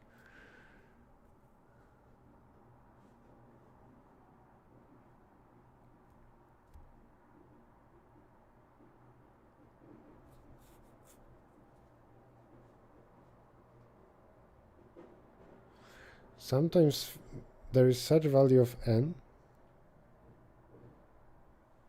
that I do a different thing.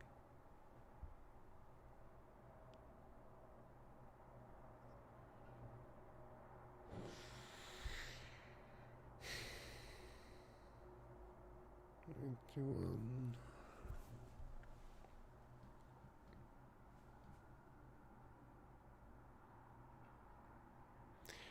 After mul 9 and digit, I have something that is up to 80 something, and it's divisible by 9.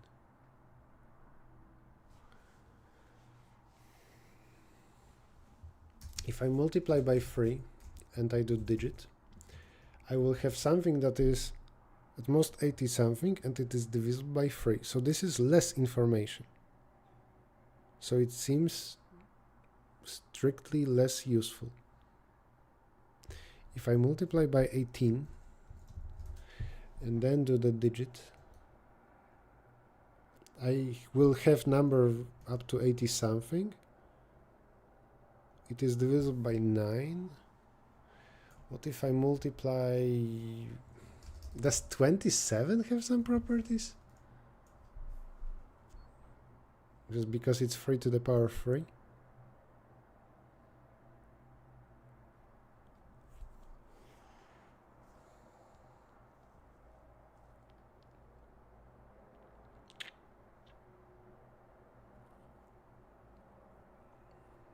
I think I should join more contests.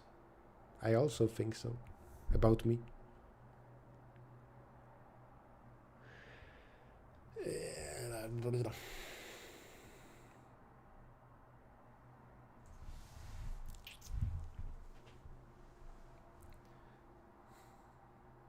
Here's a piece of advice when you train for something. When you practice competitive programming and you're stuck on a problem, but you feel like you should be able to do it, it's actually a very good strategy to leave it for some time and get back to it. You can leave it for tomorrow. You can solve another problem and get back to it in half an hour. So if I was just practicing and caring about the efficiency of my practice, this is what I would do here.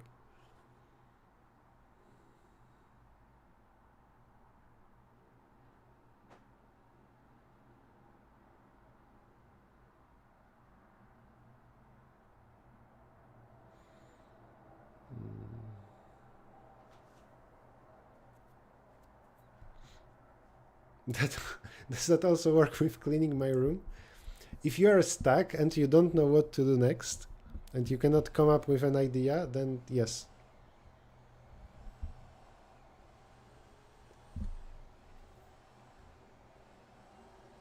So summary of what we can do here is, or summary of what I know. In easier version of this problem, we wanted 4 operations to always change the unknown value of x into the given value n, the target value. And the operations were to multiply the unknown value by 9 to guarantee that its sum of digits is divisible by 9. Then apply the digit operation, which changes a number into its sum of digits. Then apply the digit operation again. Again, it decreases the number by a lot, and still the number is divisible by 9. And now it can be proven that the new value is now very small and divisible by 9, and the only such candidate is 9. So now it's guaranteed that the current counter, the current value x, is equal to 9. And the strategy here is, if target is equal to 9, then do nothing, so stop. Else, if it's anything else, then add n minus 9 to the current value of x, and that's it. That's what I have so far. I also was told that sometimes we should multiply by something else and then do the digit, depending on the value of target n. That's what I know.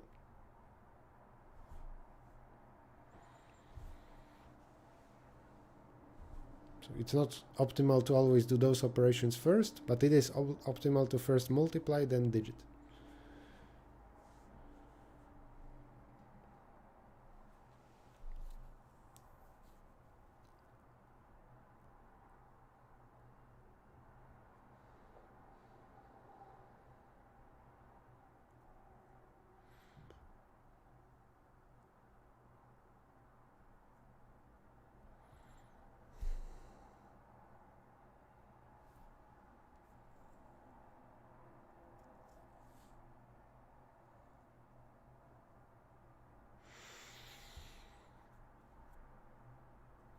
I'm giving myself 5 minutes before I want another hint. In 5 minutes, the stream will be exactly 2 hours.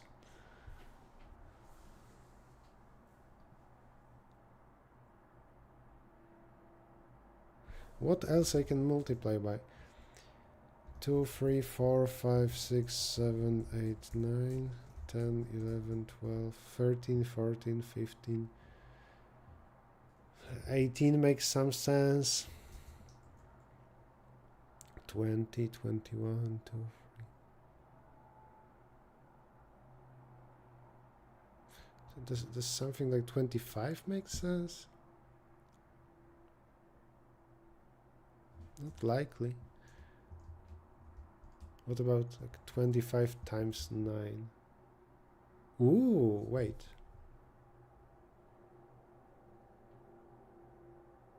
No. Yes, no.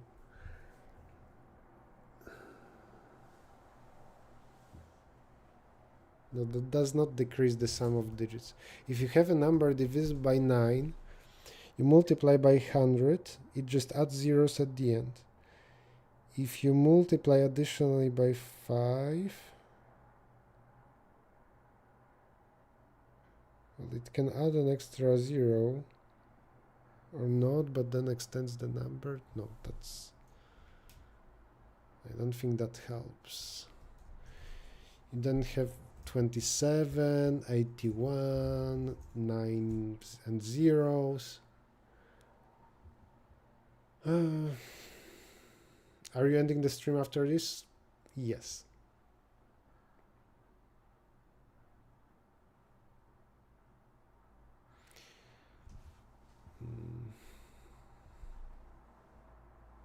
Oh no, I've read a hint.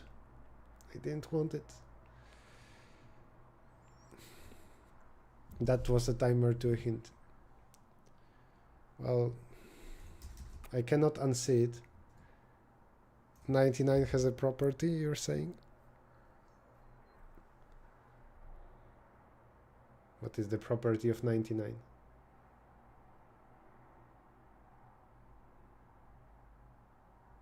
I don't know what is the property of multiplying by... I know that it's 9 times 11. 17 times 99.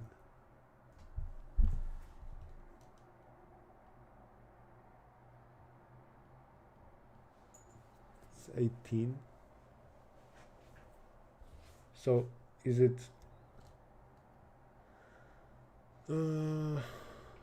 is this always divisible by 18? And then is this always divisible by 27? Is that the property? 9, 9, 3, 10, 15. Is that it? So is 99... sum of digits of 99 times x is divisible by 18? Is this true? And then second, is this true?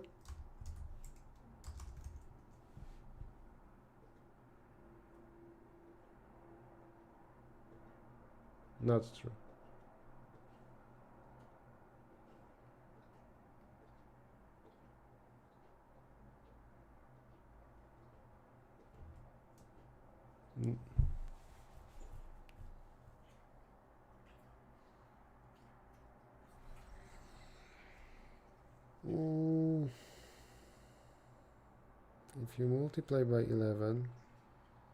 If you multiply by 11, you have the sum of digits that is even. So this is true, right? I mean, this first thing is true and second is false. So do we multiply by 99, then do digit, and no, but after this it's divisible by 18 maybe.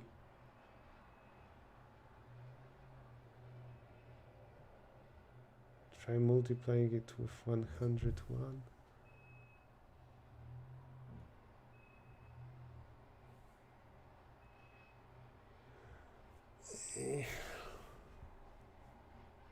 By the way, another thing that I came up with is multiplying by something like that, but I think it doesn't help. If it's divisible by 18, it's not divisible by 99 anymore, so it doesn't have many properties. But after this, the only possibilities are 18, 36, 54, 72, and that's it. So just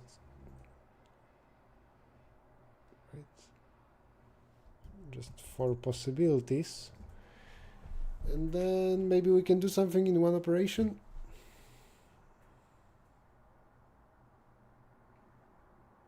Oh, and then the digit sum will produce a 9.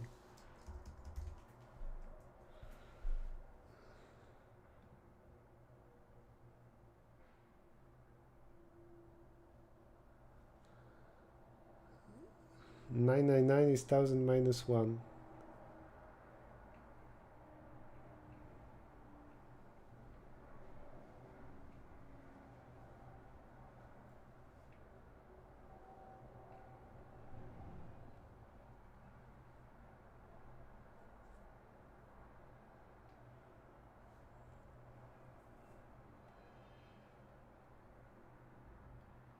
Okay, so the exact spoiler that Ahmed gave me is that S of something divisible by 9 times 6. Oh, there is no power. So 18 times x.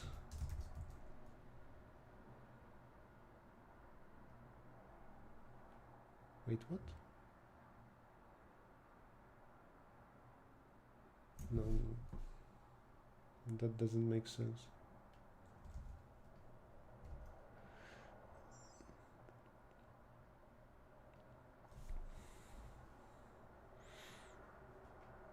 If d is 1, then this claims that sum of 9 times x is equal to 9. Well, that's not true. Let's take x equal to this. Then sum of this is not 9.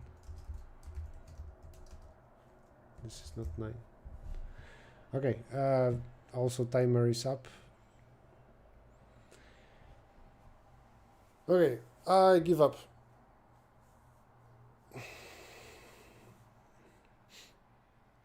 I wouldn't solve it during the contest, clearly. It's something with 9s, right? So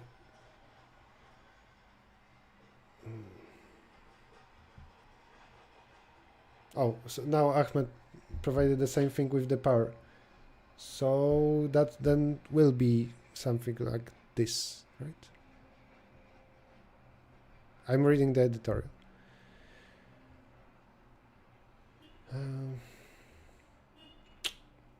Sad ending today. Hints. Hint 1.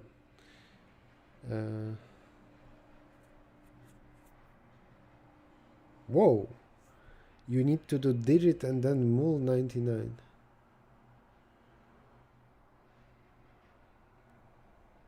Interesting.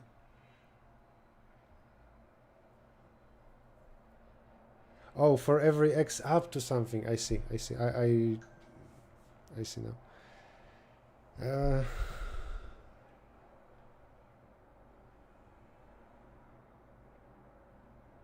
So use this number.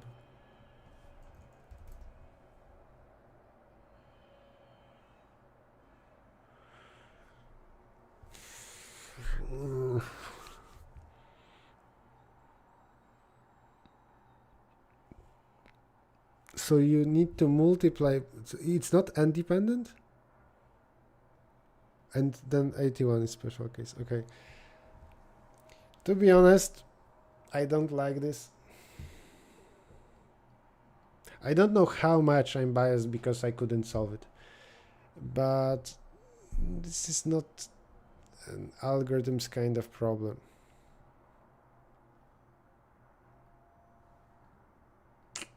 I don't know. I don't like it. I wonder if I should even code it.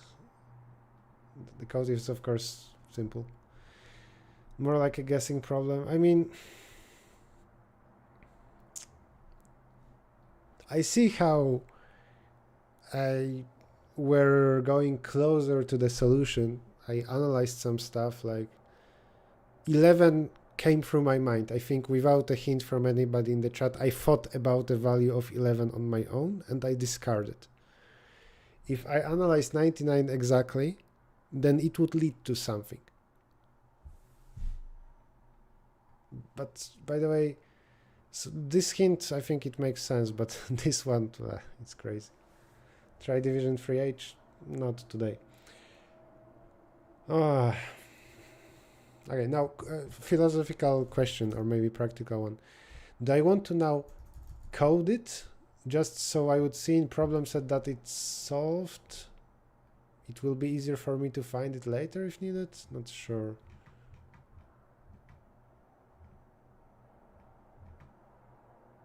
I mean, I don't care about statistics or stuff like that, but they want to mark it as green for myself. If I need to find it in the future, will that be better? I don't think so. I don't see a difference. Okay. What I'm going to do now is I'm going to completely forget this property. Like, really. I mean, okay, what about this? I claim the following. If there was a Codeforces problem that would rely on us knowing the property of divisibility by 11, it would be something in the sum of every second digit.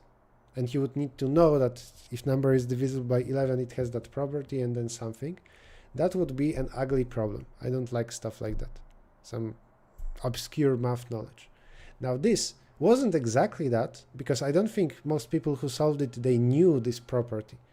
You could go through maybe this sequence, and I think you can come up with that. But still, I do not like it because it's kind of similar to, oh, I know this crazy property. Also, during the contests, you would be tempted so much to just think, oh, maybe it's only for the value 9, this is something. I don't know.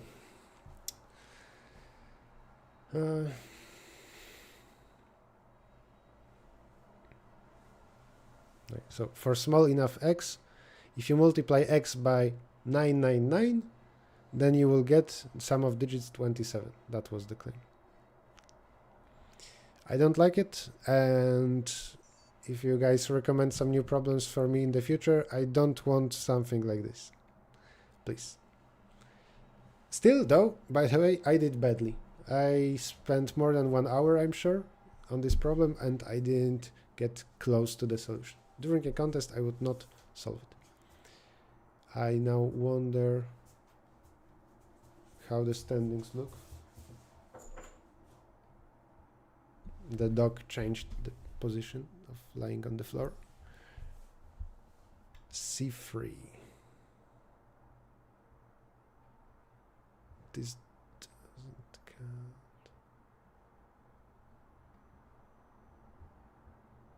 I want people who solved in order.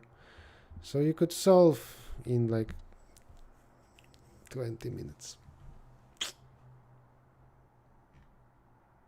Well, there are red people who skipped this, though I should be high red.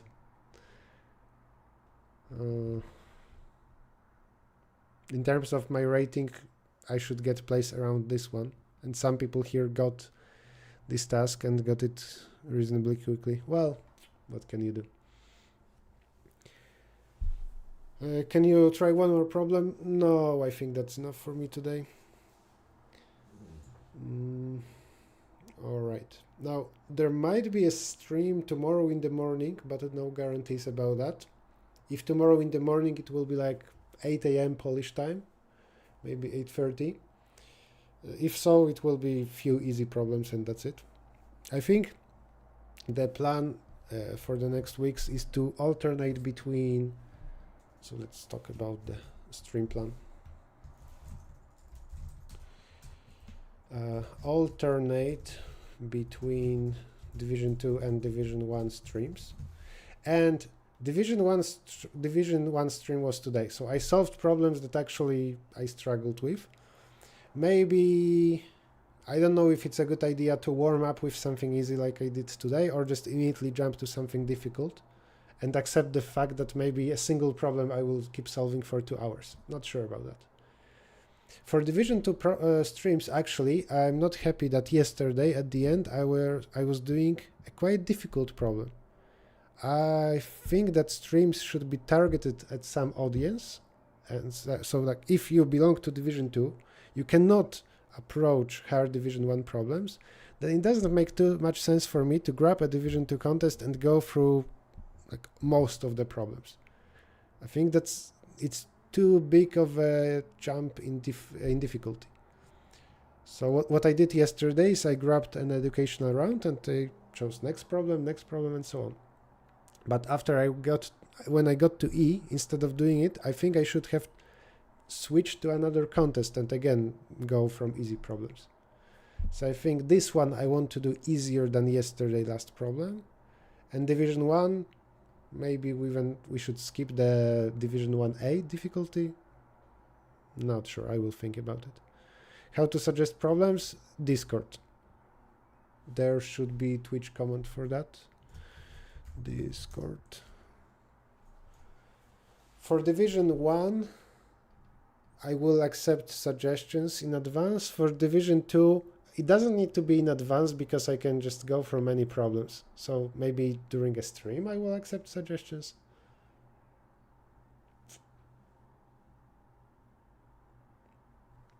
Not sure. Okay, so this is stream plan. Sometime in summer I will maybe also do interview, so like lead code streams, but not in the next week or two. What I have in mind is that maybe I will do like Sunday lead code classes, paid, not within the next week. And also during summer, I want to do the same thing that I did last year, which is weekday classes for competitive programming that will be announced on Codeforces. But back to the stream plan. So Division 2 will be usually around 1.5 hours. Division 1 will be 2+ hours. In the past, when I had time and I did some AdCoder problems, I could stream for more than 3 hours because sometimes you're just stuck on a problem.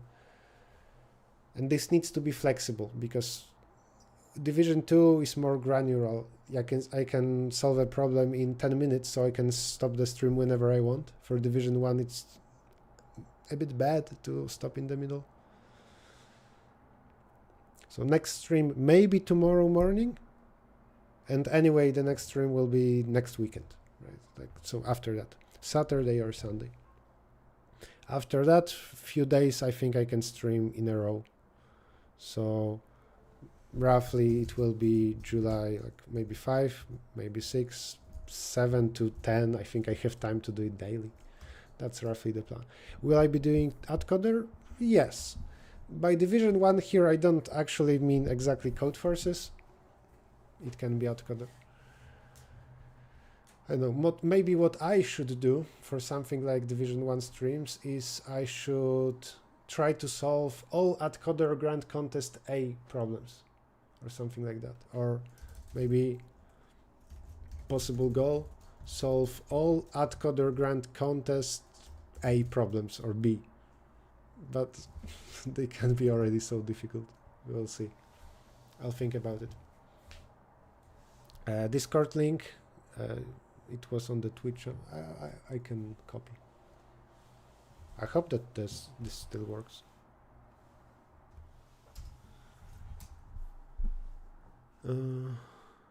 No, I don't think Codeforces is ruined by any one nation. But what you might be saying is if there are a lot of people from some country, then a lot of people from that country cheat.